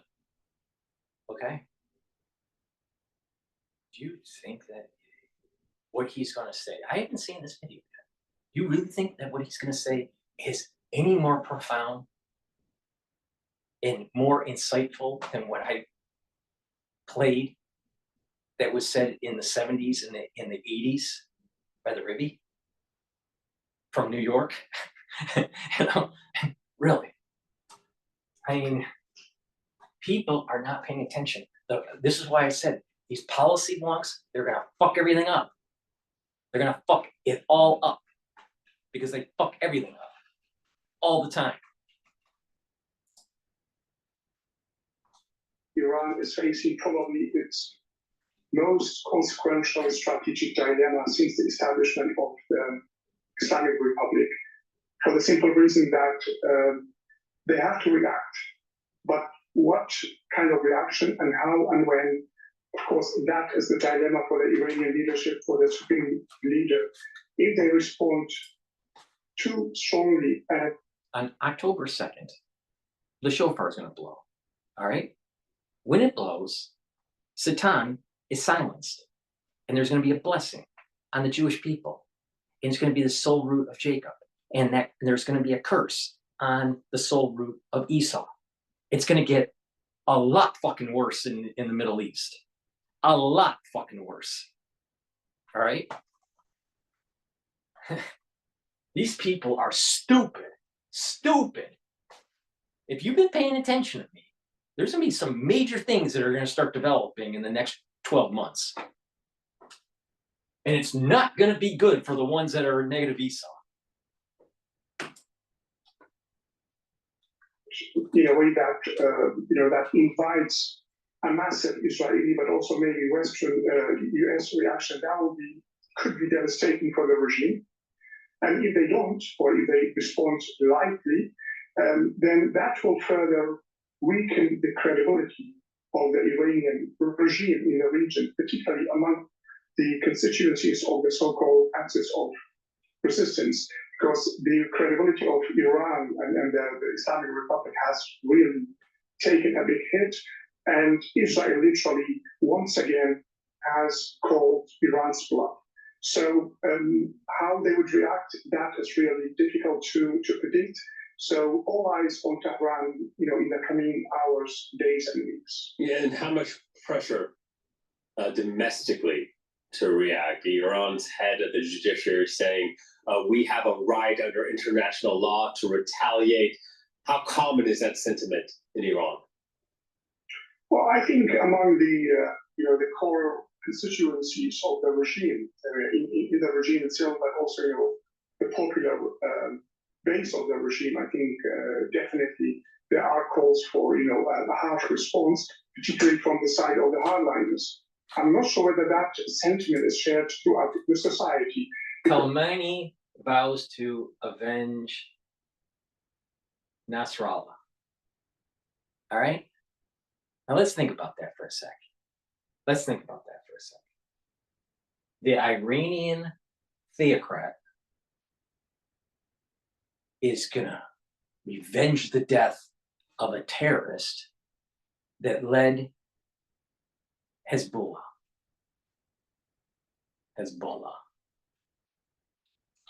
Don't you think that this wave of movement that Netanyahu's doing, as long as he keeps on moving, is literally going to decapitate the Khamenei? I think so. As we know, that 2 years ago there were mass protests against the regime, which was suppressed. So the Iranian society, by and large, is really more concerned with the economic hardship in the country, lack of political freedom. So most probably within the hardliners, there are increasing calls for response. But I'm not sure even there are calls for response from the more moderate reformist factions within the regime, because they know that the consequences could be devastating for the regime. And what about Iran's proxies? How do we expect them to react? You think we'll see something from the Houthis, sustained rocket attacks, or from Hamas? I mean, what are the possibilities here? When the supreme leader said that there must be resistance, continued resistance, didn't necessarily say it would come on from Iran directly. Right. So we should definitely expect retaliation from the Houthis for sure. And also probably from some Iraqi factions, proxies of Iran. As for Hamas, I'm not sure. They still have some capacities, but whether they really have a capacity to again attack Israel, in a more hard, massive way, that is doubted. But I think after the decapitation, if you like, of Hezbollah leadership and infiltration and disruption of its communication system. I mean, these proxies can attack definitely Israel, but I'm not sure to what extent they will be effective in, posing existential threat to the state of Israel. So definitely there will be continuous attacks, but how effective, that remains to be seen. And I doubt that Iran itself will really, engage These in people that are holding once again. Nasrallah's picture, I question how many of them really want to hold his picture. Really? Are they, they were given, these pictures and said, we're going to take pictures of you holding this picture and spread it around the world and international media. I mean, it just seems like, they got a big printer and they just send it to everybody, and everyone's outside, celebrating a major terrorist. I mean, come on. The whole world in the Middle East is some freaking upside down. As I said, the consequences for the regime could be catastrophic. Yeah, the way you put it, the decapitation of Hezbollah's sort of central core there. Give us an idea. 2 more senior members killed, Israel saying. What's left of that high-ranking command in Hezbollah? That's a good question. What's left? I mean, we still have some, senior leaders like Hashim Safieddine, like Naim Qassem, so the deputy of Nasrallah, and Hashim Safieddine, the head of the executive council. There are still some, senior leaders around, but I think they have, I think decapitation is the best word to describe the impact of the Israeli, assassination of Nasrallah and other leaders. Even as your reporter from Beirut said, even last night, they took 2 more, military senior leaders. They still have, senior leaders around, but that's not the issue. I think, with time there will be a new generation coming up and take leadership, and it will take time for Hezbollah to reconstruct, reorganize itself. But I doubt it will be, the Hezbollah of Nasrallah, right, from the 90s and 2000s until now. I mean, he was, he was the one who really reorganized Hezbollah after the assassination of his predecessor, Mousavi, with the help of Iran, of course. And it was a different regional context which helped him to, consolidate Hezbollah as the most proxy / partner of Iran in Middle East. I doubt they will be able to, to resurrect that Hezbollah. So most probably we may see a new Hezbollah. How that will look like, that we have to wait and see. We're still waiting to see how Israel responds also, whether there will be this incursion into Lebanon, whether there won't be. But the statements we've heard coming from Israeli officials, Israeli military, the prime minister himself, discussing the long arm of Israel and suggesting no one was beyond its reach. The supreme leader of Iran ushered a way to a secure location with heightened security. Are there feelings that Israel might be able to do something else, like what it did with Nasrallah, in regards to the supreme leader, or is that just unfounded fears? Right. So, I mean, right after October 7th, I wrote, a commentary in which I said basically what Hamas did, and the ensuing Israeli reaction is what I call the end of red line politics. So we used to have red lines before October 7th, in the region between Israel and Hezbollah, Israel and Iran, Israel and Hamas. But actually, those red lines, by and large, have been eliminated, if you like. So the fact that Israel has decided to kill Nasrallah and continue killing top leadership of Hezbollah, but also some key military commanders of Iran, and even attacking the Iranian consulate earlier this year, clearly tells us that the old status quo, the old rules of engagement of red lines is no longer there. This whole this status quo. The status quo was ceasefire, don't get the job done, let the terrorists reconstitute and lob missiles. That's the old order. The red lines were preventing Israel from getting the job done because the United States was worried about perturbation of oil prices, destabilizing the region. The United States couldn't get the job done because there's stupidity in how they executed the war in Iraq and Afghanistan. I'm telling you, what the Rebbe said is playing out. It's playing out.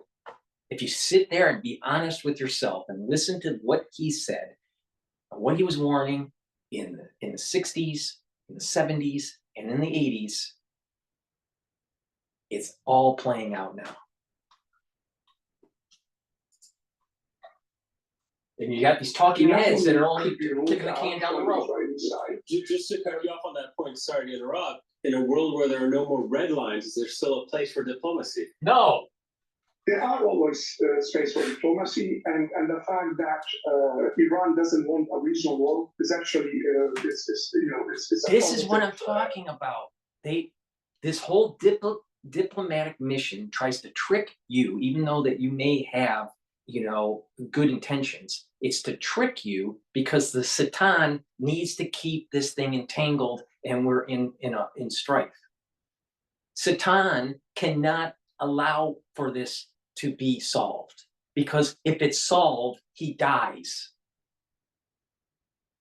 So he's going to try to convince you that diplomatic missions and ceasefires and creating a new order, right?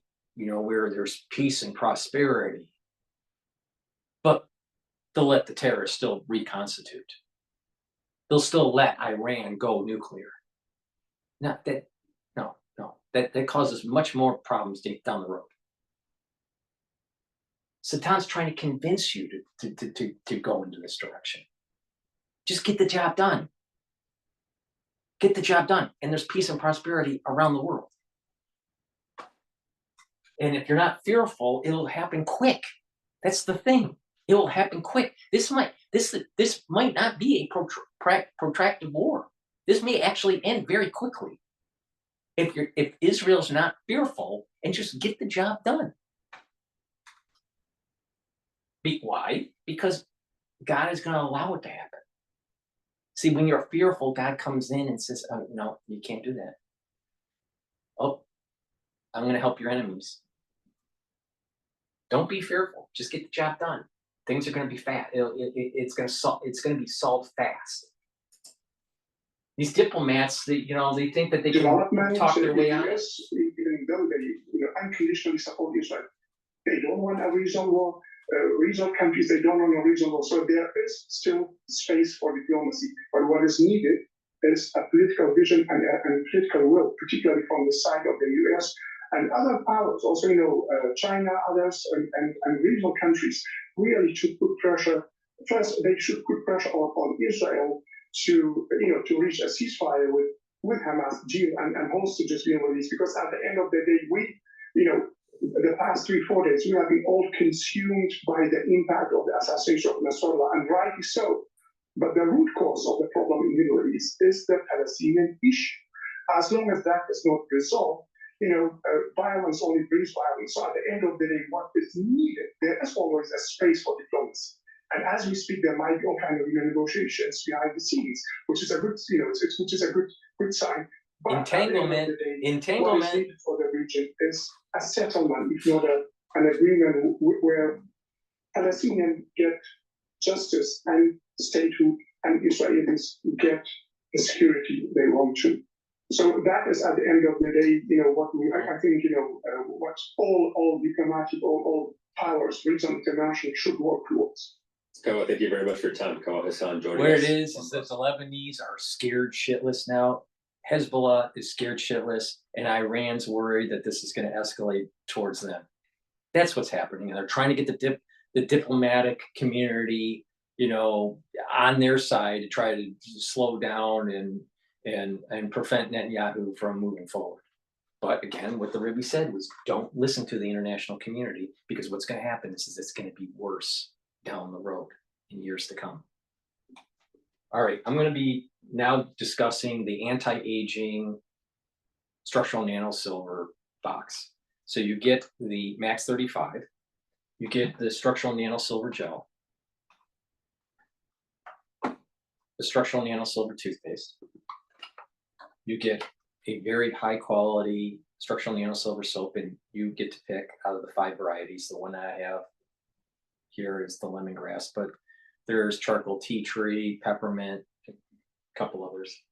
You get the probiotic, and you get your choice of Manuka honey lozenges in a 21 count or elderberry zinc lozenges in a 21 count. They're made from structural nano silver. It'll help to neutralize pathogens and maintain that mucosal barrier. It's really important. The moment you have that throat irritation, to take the lozenges and neutralize the pathogen and maintain that mucosal barrier so you don't get further infections. So structural nano silver lozenges are really important to take right at the very beginning to try to mitigate a cold or whatever. And we're in the cold season, so it's important to get. So please go to my store, the-studio-reykjavik.com, and get the anti-aging structural nano silver box. Okay, so what I'm going to do now is right now Al Jazeera is playing, but they're not focused at this moment in time on Israel. They're focused on soccer. So let me just go to a different video here. Okay, news.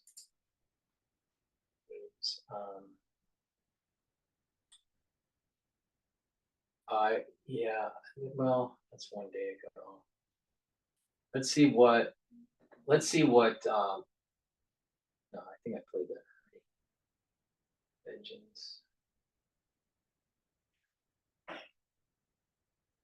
Shiny.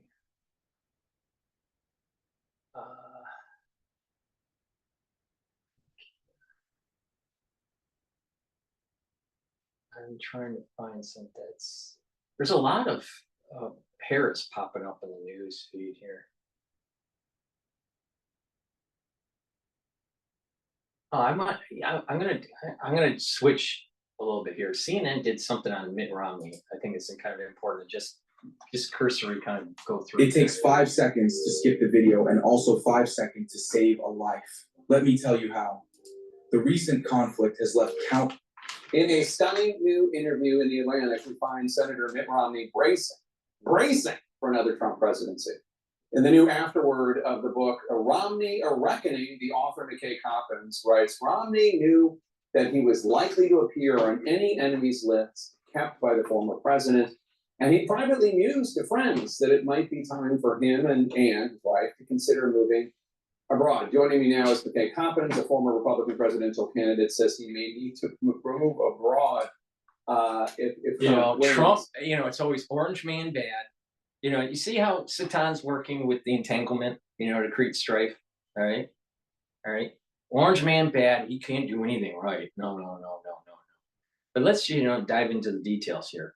Perhaps Mitt Romney did something wrong and there needs to be an investigation, because I'm willing to believe that there's evidence out there that shows that the rhinos actually were in cahoots with each other to try to prevent Trump from being reelected and to retard his presidency and the policies that he wanted to do overseas. And you got to remember, what's Trump? He's about making America stronger. He's America first, make America stronger with manufacturing prowess, reduce the unfair trade that's going on, and to build up the military. That's an anti-globalist agenda. That's not, Mitt Romney is a globalist, 100% globalist. All right. So maybe he's worried and embracing because he did something wrong.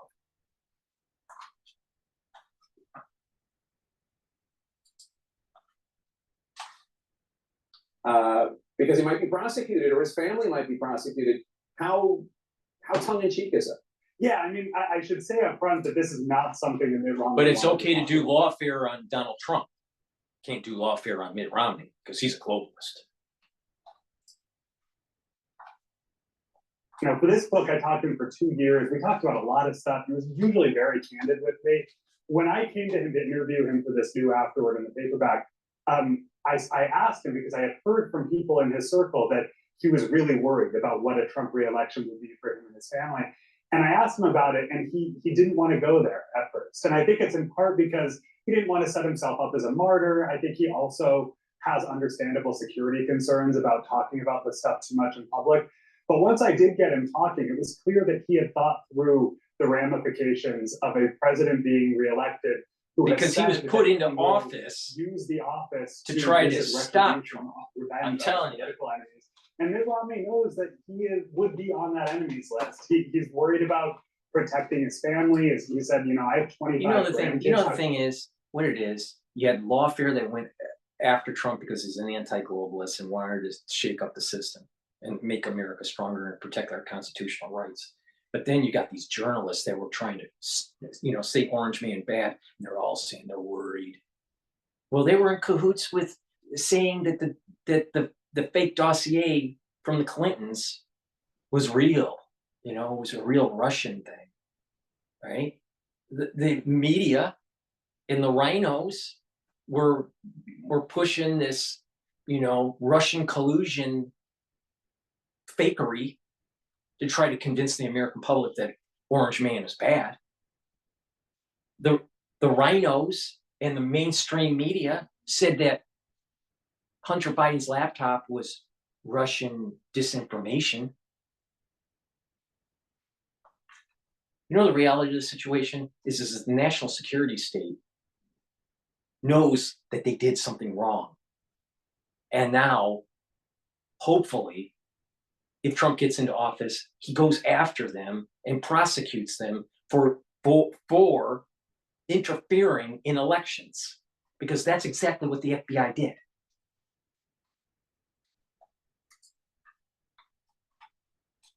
Have 25 grandkids. Right. It's a real concern, and I think it's a pretty stark reminder of where we are as a country, that the 2012 Republican presidential nominee is so worried, afraid about what it would mean for his personal safety, his family's safety, if he's afraid. Republican nominee would. Think about the safety of. First of all, his family safety is fine. That's all BS. That's a canard.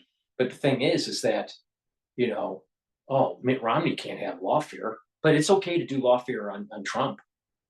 Lawfare on anybody is wrong. But the reality is that there was a cabal that tried to deep six Trump's candidacy and his presidency when he was in office. And Mitt Romney was one of the ringleaders. Yeah, Mike Pence. Exactly. Not exactly who hasn't endorsed Donald Trump either. So when Romney was asked about this election, you write, quote, still throwing his support behind a president whose policies he'd spent decades fighting against was a difficult thing to do. He told me he wasn't ruling it out. What do you think he's like? I know that this, we don't know, and like, it's just, in your gut, how do you think he's going to vote for president? So it's a good question. I mean, look, when I interviewed him, it was in the spring. Joe Biden was still the Democratic nominee. He actually has a good relationship with Biden. They've become friends. I write about this in the book. He told me he wasn't ruling out at that point endorsing Joe Biden. But he said, you know, the problem is so many of Joe Biden's policies drive me. That's what a rhino does. And I don't want to be seen as endorsing those policies. I haven't gotten to talk to him about Kamala Harris on the record. He's kind of gone quiet, as you know. He's not really giving a lot of interviews anymore. We're interviewing a guy who talked to Mitt Romney. And I'm happy. You're like, it's like a Bigfoot sighting in the wild.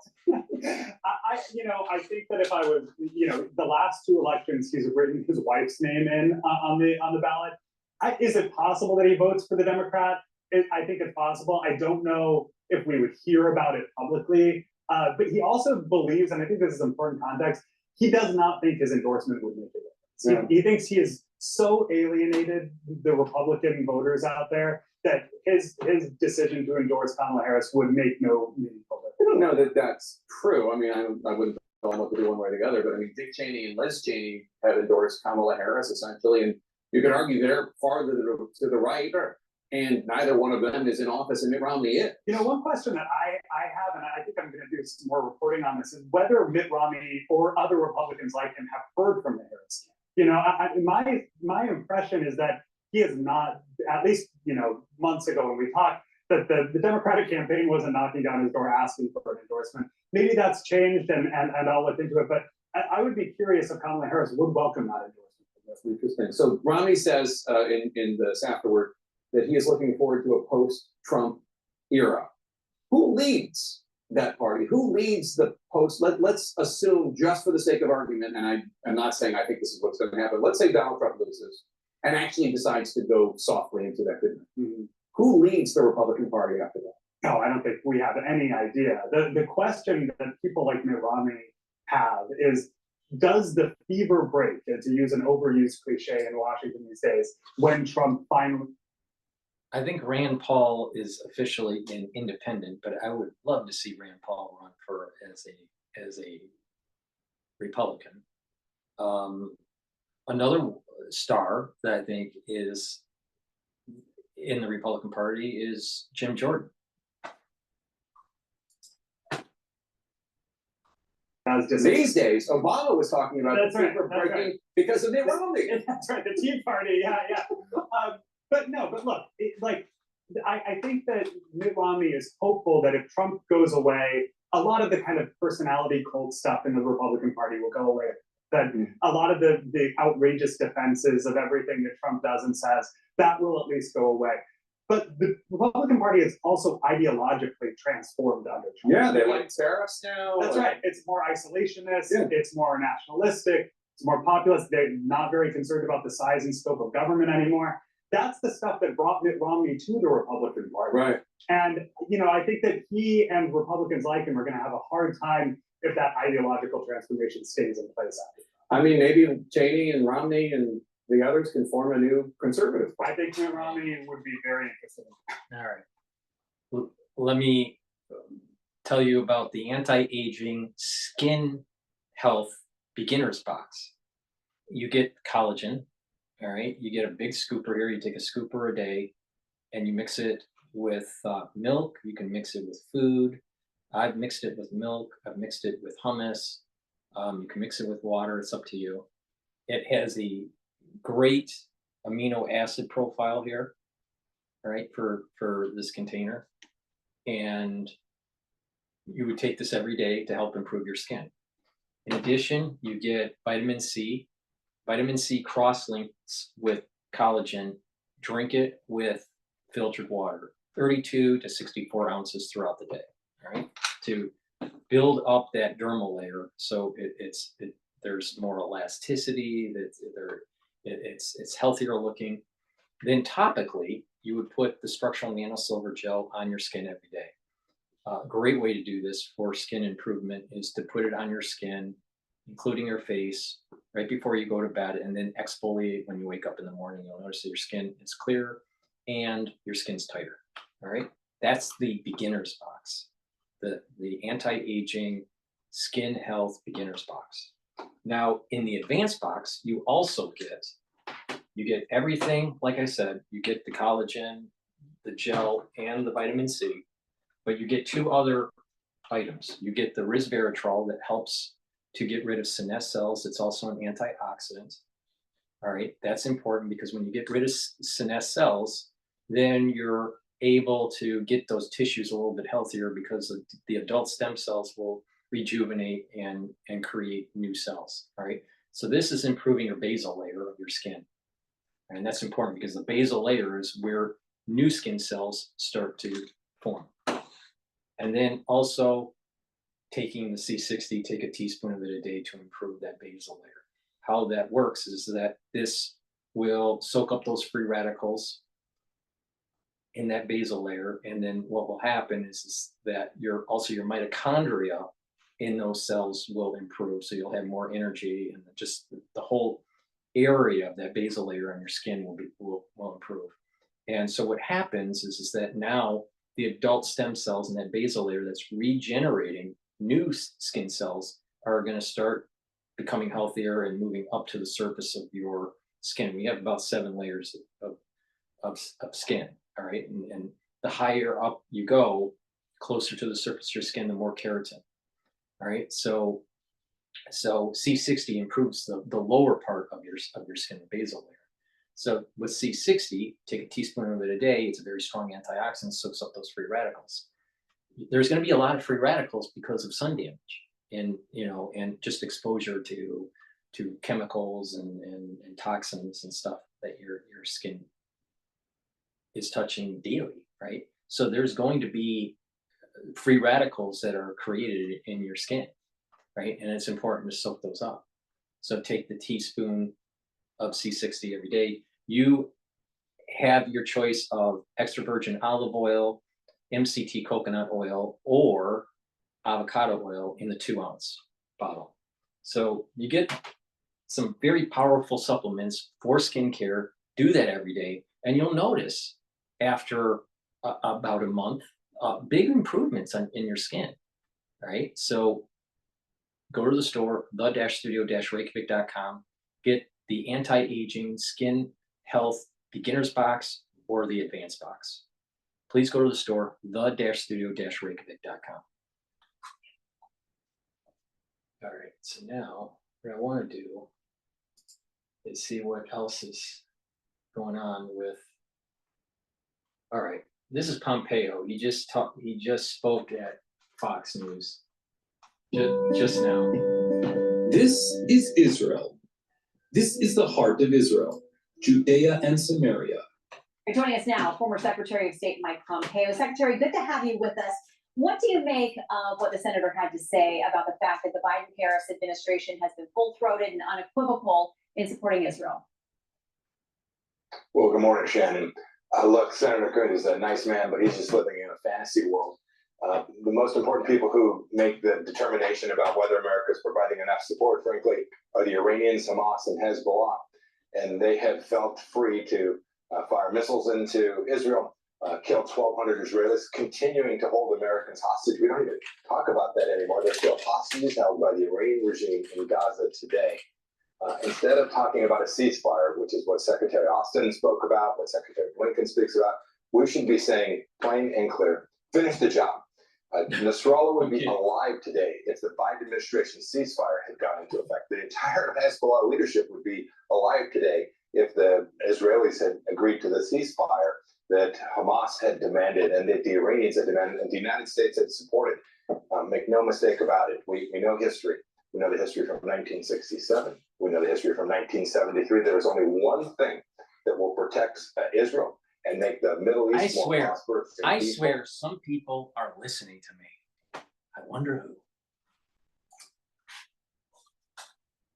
And that is the demonstration of power and imposing costs on Israel's adversaries. Okay, so there were reports in Axios earlier this week that Hezbollah had asked Iran to directly strike Israel. They didn't want to do that because their president was here speaking at the UN in the US. Well, now there are questions about if Hezbollah is disabled, does Iran now move forward with that? There's a quote by Trita Parsi, the executive VP of the Quincy Institute here in Washington, talking about this, saying, if it becomes clear to Iran that Hezbollah actually cannot defend itself following the bombing in Beirut, then the Iranian justification for staying out of the war has collapsed. At that point, Iran's credibility with the rest of its partners in the axis of regional militant groups will risk collapsing if Tehran does not react. Do you worry about where this has pushed Iran to and what happens next? Shannon, Trita Parsi has been an Iranian sympathizer for a long time. He works closely alongside some of the leaders inside of the country. The way to convince Iran to stay out of this conflict is to demonstrate that the Americans and the Israelis together can hold Iranian leadership to account, impose real costs on them. And when they see the leadership of Hezbollah destroyed, when they see Hamas dismantled, when they see the United States prepared to actually support that, and they see our Gulf partners recognize that they too can trust the United States of America, that's how you keep Iran at bay. It's how you push back against what, frankly, the Biden-Harris administration has allowed, the continuation of the Iranian nuclear program to build. There's only one way. You have to put pressure on them. You have to deny them resources. You can't hand them billions of dollars and then tell the Israelis to stand down and have any prayer that not only will Israel do well, but we shouldn't forget this. Hezbollah and Nasrallah killed more Muslims than just about anybody else over the last decades. This is a regional challenge. It's one for the world, and the United States demanding that Israel stop when the task ahead of them is to finish the job is a mistake and only creates further risk of escalation. Yeah, it seems wise for Prime Minister Netanyahu to speak at the UN about the people of Iran, the people of Lebanon, the people who live in Gaza, and wanting to rescue them from their oppressors too, to your point. Secretary, thank you. Thank you, Shannon. Hey, I think Pompeo was 100% right. Unfortunately, when I do these events over at the Harvard Club, almost every single political oriented event, it's always Orange Man bad. Orange Man bad. I saw a book release over there dealing with it's called America Last is the name of the book. All right. I can't remember the name of the author at the moment. But he writes for some publications, famous publications. I don't know. But he's a liberal. All right. And it was Orange Man bad. And the whole MAGA movement is just a bunch of, right-wing nuts is, basically, that his take, and the reality of the situation is that he wasn't really paying attention to what Pompeo said in his own book about America First, right?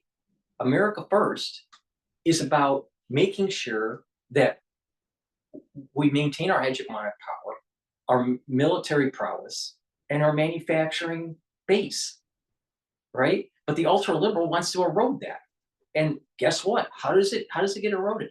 By pushing globalism.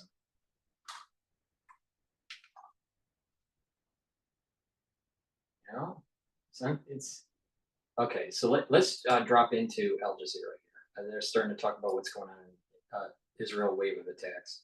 It's been reported that Israeli has conducted more than 15 airstrikes. They have targeted Hodeidah main port and as well Ras Isa port. Ras Isa port is one of the main oil ports of Yemen. That port is where Yemeni receiving the fuel from outside. And as well, they have targeted one of the largest power station in Yemen, which is Al Khatib power station, and as well Al Hali power station in Hodeidah as well. And firefighters now are trying to put the fire out in those two power stations. And there are reports of one death and several casualties in those latest attack against Yemen and Hodeidah. Hussein, help us understand the significance of Hodeidah. This is really a key entry point for humanitarian aid to a country that has been suffering from malnutrition, starvation. The United Nations has warned of famine in several areas. What does it mean for Hodeidah to be bombed? I believe this is the main goal of the Israeli regime, is to put pressure on the Yemeni people. Hodeidah port, as you say, is one of the most economic city for Yemen, and to target that port means that Israeli want or trying to close it, and as well targeting those power stations. This means it will affect only the Yemeni civilians, because Israeli, they know that they cannot actually target the military installation or actually stop or preventing Yemeni from targeting Israel, because they know that Saudi, for example, they have conducted more than 250,000 airstrike. They couldn't stop the Yemeni army, and as well hundreds of attacks by the United States and the UK in the last several months. They could not stop. That's why I believe they will continue targeting civilian infrastructure that affect. What did the Rebbe say? Don't be fearful, move forward, get the job done, and there will be a blessing that allows you to have less casualties. There will be a blessing by not being fearful and be willing to get the job done. Satan is trying to convince you not to finish the job. So he maintains power.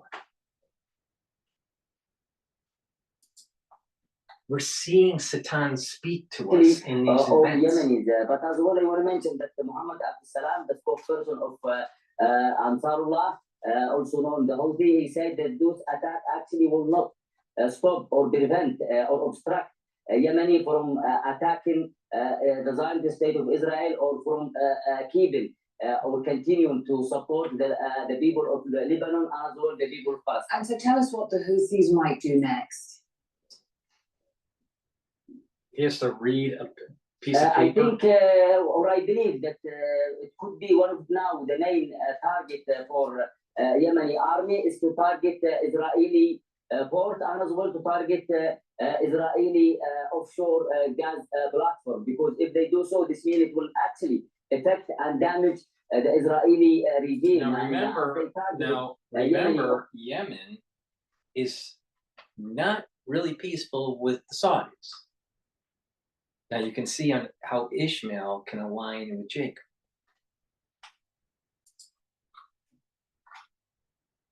Infrastructure, I believe that this attack could target, as they say, those gas platforms, and I believe that could be in the coming hour that Yemeni will extend their attack against Israel, and it will not. I don't believe that will be only with one missile or one drone. I think they will launch several of those missiles and drones at once because they actually want to support the Palestinian people. And so tell me, Hussein, do you think they will? Do you think the Houthis will also focus on sort of strategic shipping lanes? Nope. I mean, for the shipping lane, Yemeni army actually has successfully blocked the Red Sea in front of any Israeli linked ship or ship. And now you know why the Abraham Lincoln Strike Group is in the region. And as well have formed the blockade against any company or a shipping company that is dealing with Israel. As we remember that in the last attack that had targeted an oil tanker that belonged to a Greek shipping company, that attack actually was because that shipping company, one of their ships has head to one of the Israeli regime port. And I think that Yemeni could actually extend the attack not only against those shipping companies, it could actually form a blockade against country that's actually dealing with Israel, like the United Arab Emirates and Saudi Arabia and maybe Jordan, because we know that the Israeli regime has actually avoided this blockade in the Red Sea by sending their ships toward the United Arab Emirates port, and then all the goods on those ships is transported by truck through United Arab Emirates and then Saudi Arabia and Jordan. That's why I believe one of those states, it could be for that blockade against the country that's actually helping Israeli to avoid the blockade. Hussein, thank you very much. Hussein al-Bukhaiti joining us from the capital of Yemen, Sana'a. Let's speak to Hamda Salhout. She's following developments for us from Amman in Jordan because the Israeli government has banned Al Jazeera from reporting inside the country. What is Israel saying about launching these airstrikes in Yemen?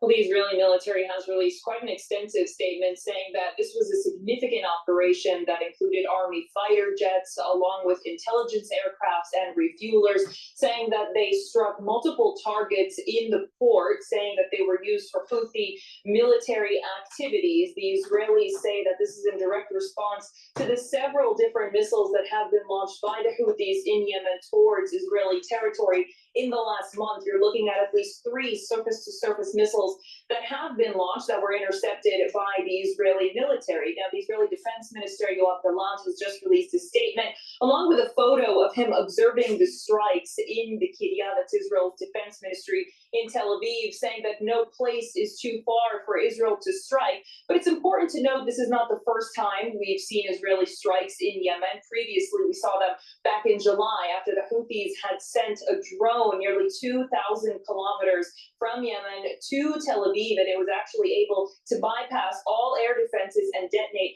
in the center of the city. So Israel says they remain on high alert and that any action against them will not go unanswered. We've also seen a concentration of Israeli troops on the border with Lebanon. What are they saying about the possibility of a ground invasion?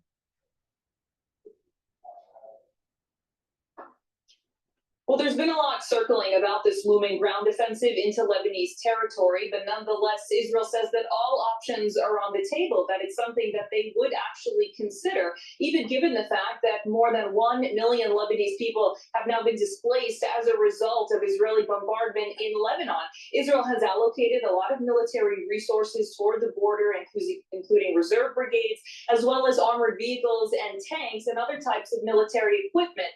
The army has also been saying that they are prepared for any possible scenario. Previously, they've said this would be a limited ground incursion of a smaller scope, not similar to what we saw in Gaza, but nonetheless, it would still be an invasion into Lebanese territory. The Israeli Army Chief of Staff, Herzi Halevi, has been speaking to troops in the north over the last week or so and has been saying, quote, your boots will be in enemy territory, also adding that the force of Israeli airstrikes are to make it easier for Israeli forces to go into Lebanon, similar to what we saw in Gaza nearly a year ago. While there hasn't been anything concrete from the Israelis, it's still an option that is most certainly on the table. Okay, thank you. Hamda Salwit in Amman, Jordan. We turn to Gaza now. The bombardment there has continued. The latest strike hit a school in Beit Lahia in the north. 4 people were killed. The building had been housing displaced people. Several others, including women and children, were injured. Hind Al-Khudri has this update now from Deir al-Balah. She's at the Al-Aqsa Hospital. Despite the distraction in Lebanon and the Israeli forces operation there, Israeli operations in Gaza continue as the Israeli forces continue to target different areas in the Gaza Strip. They just targeted a man that was killed in Musayrat and was transferred to an Al-Aqsa hospital. And earlier today, they targeted Fahim school, a school that was sheltering dozens of families in Beit Lahia in the northern Gaza Strip. At least 4 displaced Palestinians were killed and 15 others were injured. Among them are women and children.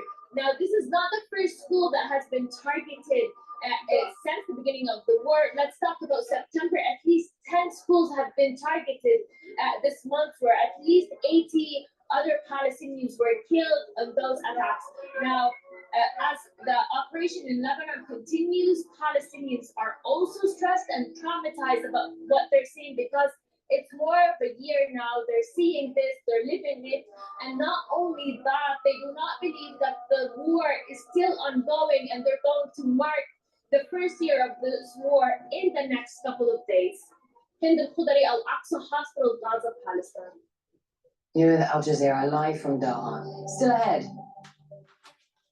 I'm Dominic Kane in Poland, finding out just how effective Germany's toughened new border control regime really is. So I'd like to talk about the anti-Fauci box that I have. The anti-Fauci box has the Max 35, the magnesium and zinc to help boost up your immune system, D3, turmeric, and ashwagandha.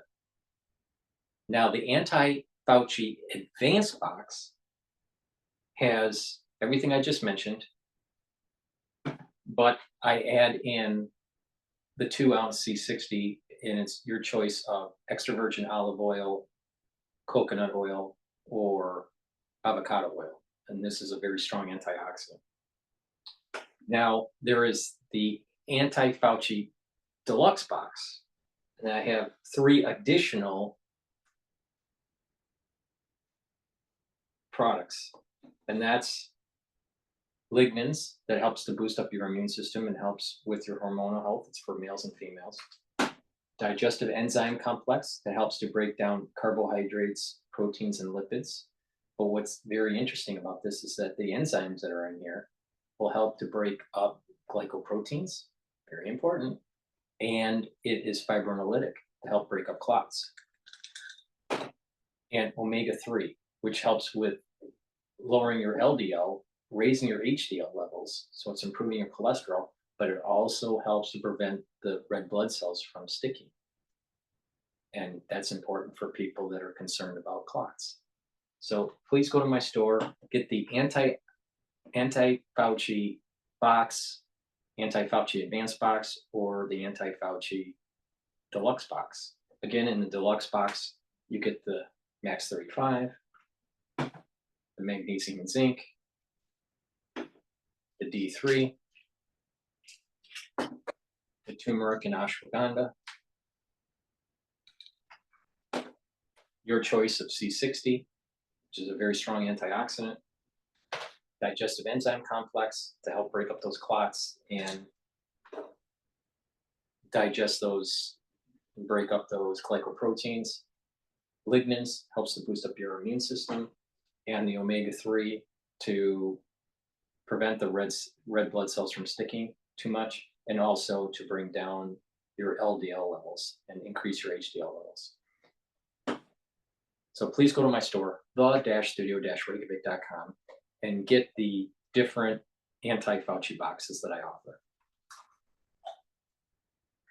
All right, I want to play News Nation here.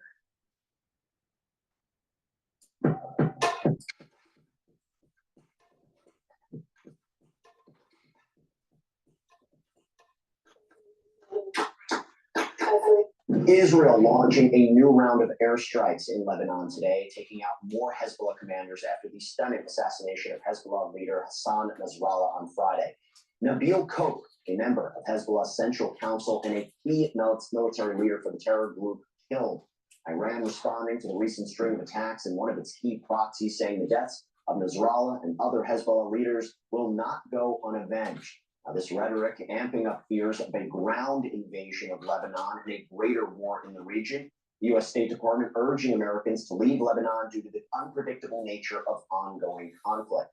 To talk more about it, I am joined today by former Marine Intelligence Officer and co-host of the Strat podcast, Hal Kemper. Hal, thank you so much for coming on. Good to have you. So, Israeli officials, they haven't ruled out the possibility of a ground incursion on Lebanon, but here's the thing. Given how successful they've been with recent attacks, you would say, is it even necessary? Are they even going to do that? So do you think it's actually likely this would happen? And if so, what would a ground invasion even look like? Jesse, what the U.S. is looking at and what they've been saying is that we need to be, basically ready that Israel is going to go into do a ground incursion or a ground invasion, if you will, so Lebanon. Everything coming out of that is it's going to be a limited incursion.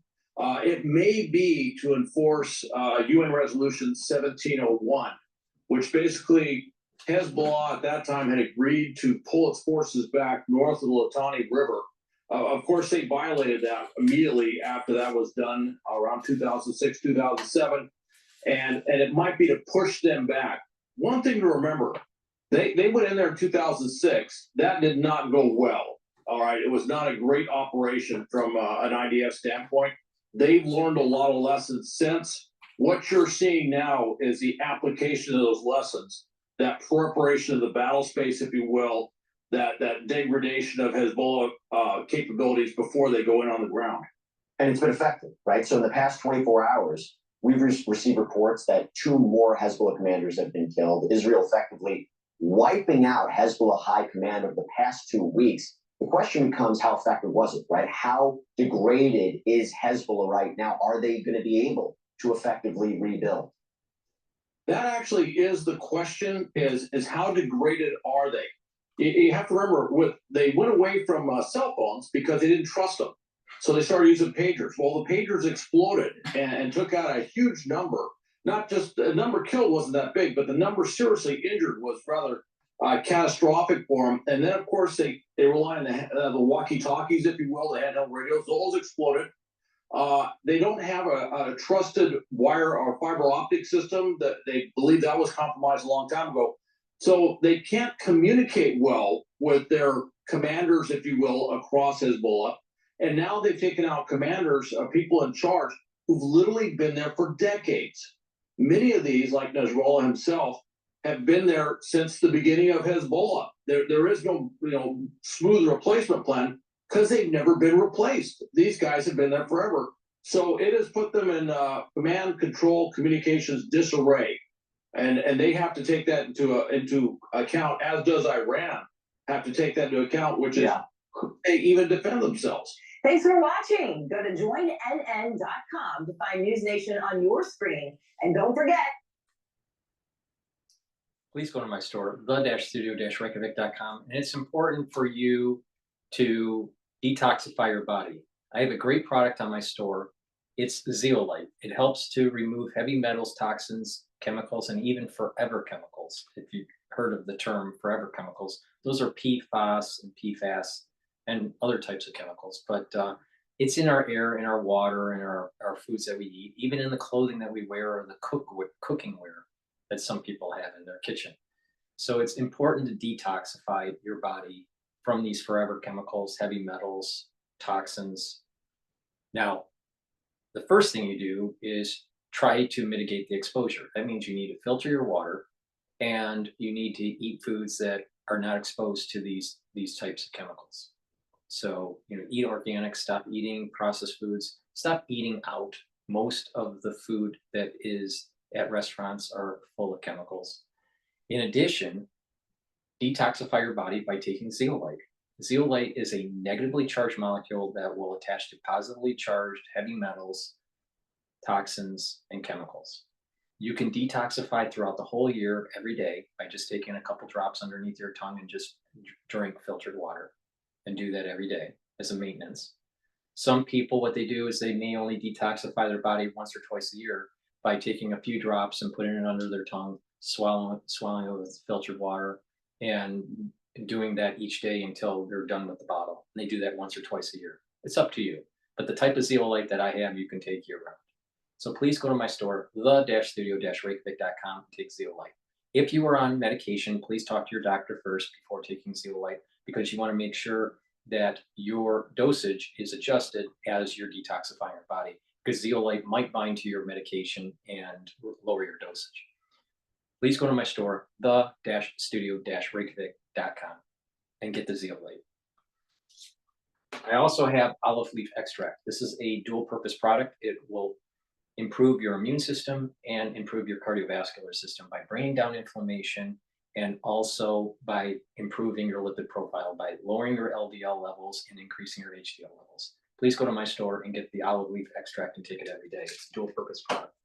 People that have a problem sleeping need to take my good night formula. It's very important to take every day if you have a problem sleeping. By not sleeping well, you're not detoxifying your body. Not sleeping well, you're not consolidating memory. Not sleeping well, what will happen is you're going to have less energy and you're going to age faster. So please go to my store, the-studio-reykjavik.com, and get the good night formula. It's very important to get good probiotics. All right. I have a veggie cap version and I also have a powdered version. I use the powdered version usually. I just mix it with my hummus in the afternoon. You can mix it with water or other foods, doesn't matter. It's a great way to improve your gut biome so you have better absorption of nutrients and better metabolism. And it'll improve your skin and also improve your mental clarity and your mental health. So please go to my store, the-studio-reykjavik.com, and get either my powdered probiotic or the veggie cap probiotic. It's the-studio-reykjavik.com. All right, so what I want to do is go to one more video here.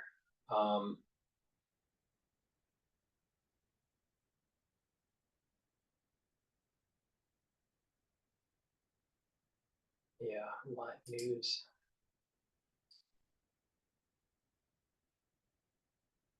I would say I don't want to play a long one. Yeah, this is major setback, serious blow.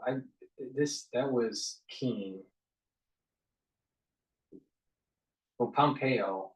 This is the longer version. A little bit. This was on Cudlow with Mike Pompeo. Look at him, blissfully unaware.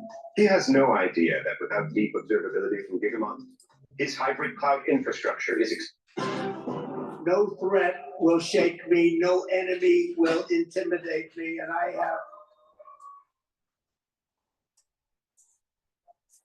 I have never been more determined than I am today, and I will never back down in my fight to make America great again. All right, there you have it. Tough talk from Mr. Trump. Joining us now on set, Mike Pompeo, 70th Secretary of State. Fox News contributor. Mike, thank you very much for this. You have running a piece on Fox Digital. Iran supports Kamala Harris, but you're also concerned. You think Iran is trying to assassinate Trump? Well, I don't think there's any doubt about that the Iranians are serious about interfering on our election, impacting the outcome, and that they want to gain what they would describe as vengeance for the death of Qasem Soleimani. So whether it's President Trump or me or one of the senior military leaders, they are determined to do that. And so, you know, we've had 2 assassination attempts. I couldn't tell you if they're connected to this Iranian activity, but I know the FBI is working on it, and they have seen instances where the Iranians are definitely coming after American senior leaders. And we now know that they have stolen information from the Trump campaign, attempted at least to provide it to the Harris campaign, the Biden campaign. They are fully active, and they will be these last 6 weeks as well. And they have always threatened you. And you still have Secret Service protection. That's right. The State Department provides protection for me. Yeah, they've come after me a couple of times. They know that what we did in our administration was take the hard actions that tough people have to take to protect America. That put them in the penalty box, and we had them almost, and you were part of this too. We had an economic model that had put real pressure on the regime itself, and they don't want to see that come back because they know they were less secure, and it was a more dangerous world for them instead of for us when President Trump was in office. And you do think they would prefer Kamala Harris as the next president? Of course. Well, think about the 2 models. There's the Obama-Biden-Harris model, which was appease, reward, give billions of dollars, send plane loads of pallets of cash, pay for hostages to be returned, tell the Israelis to stand down and demand a ceasefire when Hamas and the terrorists are trying to kill them. And then there's the model that we had, which was to put maximum pressure on them, deny them the resources to fund Hezbollah and the Houthis, to put pressure on their nuclear program because they just didn't have the money to support it. No, there's no doubt which made their world a better place and ours less so. You know, Secretary, Biden's speech yesterday at the UN, among many things he said, quote, "The world must end this era of war," which I find quite remarkable. Appeasement is a catalyst for that era of war. When you and Mr. Trump left office, the world was at peace. Now suddenly the world is on fire. I don't think that's a coincidence. No, it's not a coincidence. These bad guys, whether it's Xi Jinping or Vladimir Putin or Chairman Kim in North Korea, they understand one thing. They understand power. And to go to the UN and say, guys, these things must end, as if you're a 5th grade bystander. As, gosh, I sure hope this all ends. When you tell Hamas that you're demanding Israel stand down, when you tell the Ukrainians, gosh, you can't fire into certain target sets, you are telling the bad guys that you're not prepared to defend the things that matter. And one thing we were really good at in the Trump administration, we didn't send the 82nd Airborne to fight every war. We didn't send Marine divisions around the world. We used American power at its most fundamental economic basis, American power in terms of diplomatic and military leverage, without putting our young boys and girls at risk. And President Biden and I think our President Harris would take that same appeasement weakness path, and that creates escalation and risk every time. Ronald Reagan had it right. President Obama, Biden, and President Harris all have it wrong. You know, Walter Russell Mead is a very distinguished academic. He's writing every single diplomatic initiative by Mr. Biden. Afghanistan, which was a catastrophe, the threats about Ukraine that Putin completely ignored, the Iranian situation that you're describing, every diplomatic initiative has failed, one after another, including Israel, including Saudi Arabia, including ignoring This the Abraham. is why I said that the ultra-liberal, you're going to see it eating its own tail, and it's going to be cursed, and it's going to start failing. I said this in October of last year. You're seeing it playing out. I'm not wrong. I am not wrong on this.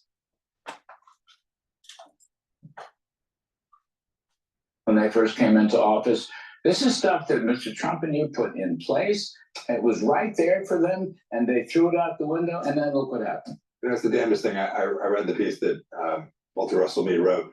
He captured it exactly right. He captured the perception that the bad guys would have. You know, I would add to this our southern border, right? A huge national security risk, having now millions of people in our country that we have no idea who the heck they are. We could all wake up to a really bad morning someday when some terrorists who infiltrated our southern border because President Biden gave up what the Trump administration had put in place there that had caused illegal immigration to dwindle. This is a national security failure in the same way that Afghanistan's a failure, the same way that the war in Europe is a failure, and the same way that the war ongoing in the Middle East is a failure today. And I don't want to be mundane about it, but you know, you talk about defense, military. The Bidens cut the military budget year after year in real terms. As a share of GDP, I just tracked this with the CBO baseline. We're now going to fall well below 3% of GDP. When I was a young man, assistant budget director for Ronald Reagan, when he was crusading against Soviet communism, he ran that up to 6.5% to 7% of GDP. Now we have this world that's on fire. We're going to have to raise defense spending. The Bidens won't. I do not believe Ms. Harris will either. The fact of the matter is that not only have we seen these strategic failures in the moment, but they have also put us on our back foot in terms of long-range strategic preparedness. So think about the Space Force that President Trump created. They haven't put the resources in place to back that up. We have a Navy that is smaller than it's been in an awfully long time.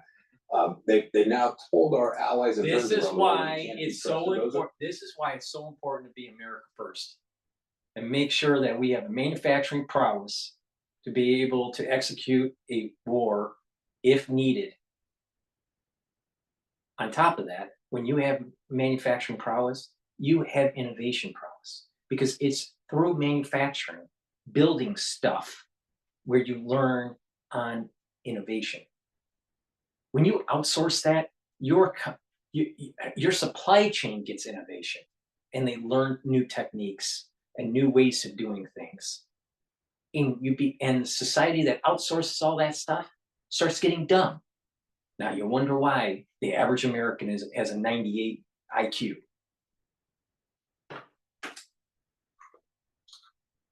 Things that are going to command increased resources, and there's no chance that President Harris would ever put those resources in place. So just to square the circle at the end here, last word. I mean, no wonder Iran thinks it can get away with interfering with our elections and literally coming after our leaders. No one has posed any costs on any of our adversaries. And when you don't do that, and you're not prepared to do it, and all you talk about is the things you won't do, when you constantly talk about the things you won't do and your fear of escalation, the bad guys are going to drive a truck through that, Larry. Unbelievable. Secretary, thank you. Thank you. It's wonderful to really appreciate it. Thanks ever so much. Okay. Please go to my store, the-studio-reykjavik.com, and get the NAC. I take NAC every day now. I've added it to my protocol this year. This is important because it brings up the glutathione levels, and that's a very strong antioxidant. You need that to soak up those free radicals to reduce the cellular stress. The NAC also helps to detoxify your liver and your kidney, and it helps with mental, calming the mental processes. So if you're worried about anxiety, if you have anxiety, that sort of thing, NAC can calm that down. Nattokinase, very important as a fibrinolytic, breaks up clots, and at higher doses, it will bring down LDL levels and raise your HDL levels, so it improves your cardiovascular health, improves your lipid profile. Myotrol is a new product that I have on my store, and it helps for you to build muscle, maintain muscle, and improve your mitochondrial health. This is extremely important as you get older, to be able to maintain muscle mass and to be able to gain muscle mass. It works even better when you do some cardiovascular and some resistance training. So please go to my store, help build muscle, help maintain your mitochondrial health by taking Myotrol. It's a great supplement. It's new on my store. It's the-studio-reykjavik.com. Vitamin K2 helps with bone health, joint health, but also cardiovascular health. Take it every day. Ubiquinol. I've been taking ubiquinol for many years. Ubiquinol is a active form for CoQ10. It helps to increase and protect neuron health, right? So that's very important as you get older. You need to improve your neural health. It's an antioxidant and it helps to improve energy levels.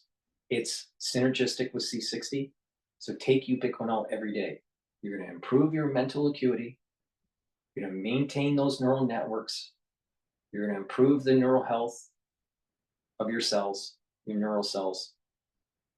In addition, cells in the rest of your body, this is a very good antioxidant, and it'll boost up energy levels. So please take ubiquinol every day and add it to your protocol. It's very important.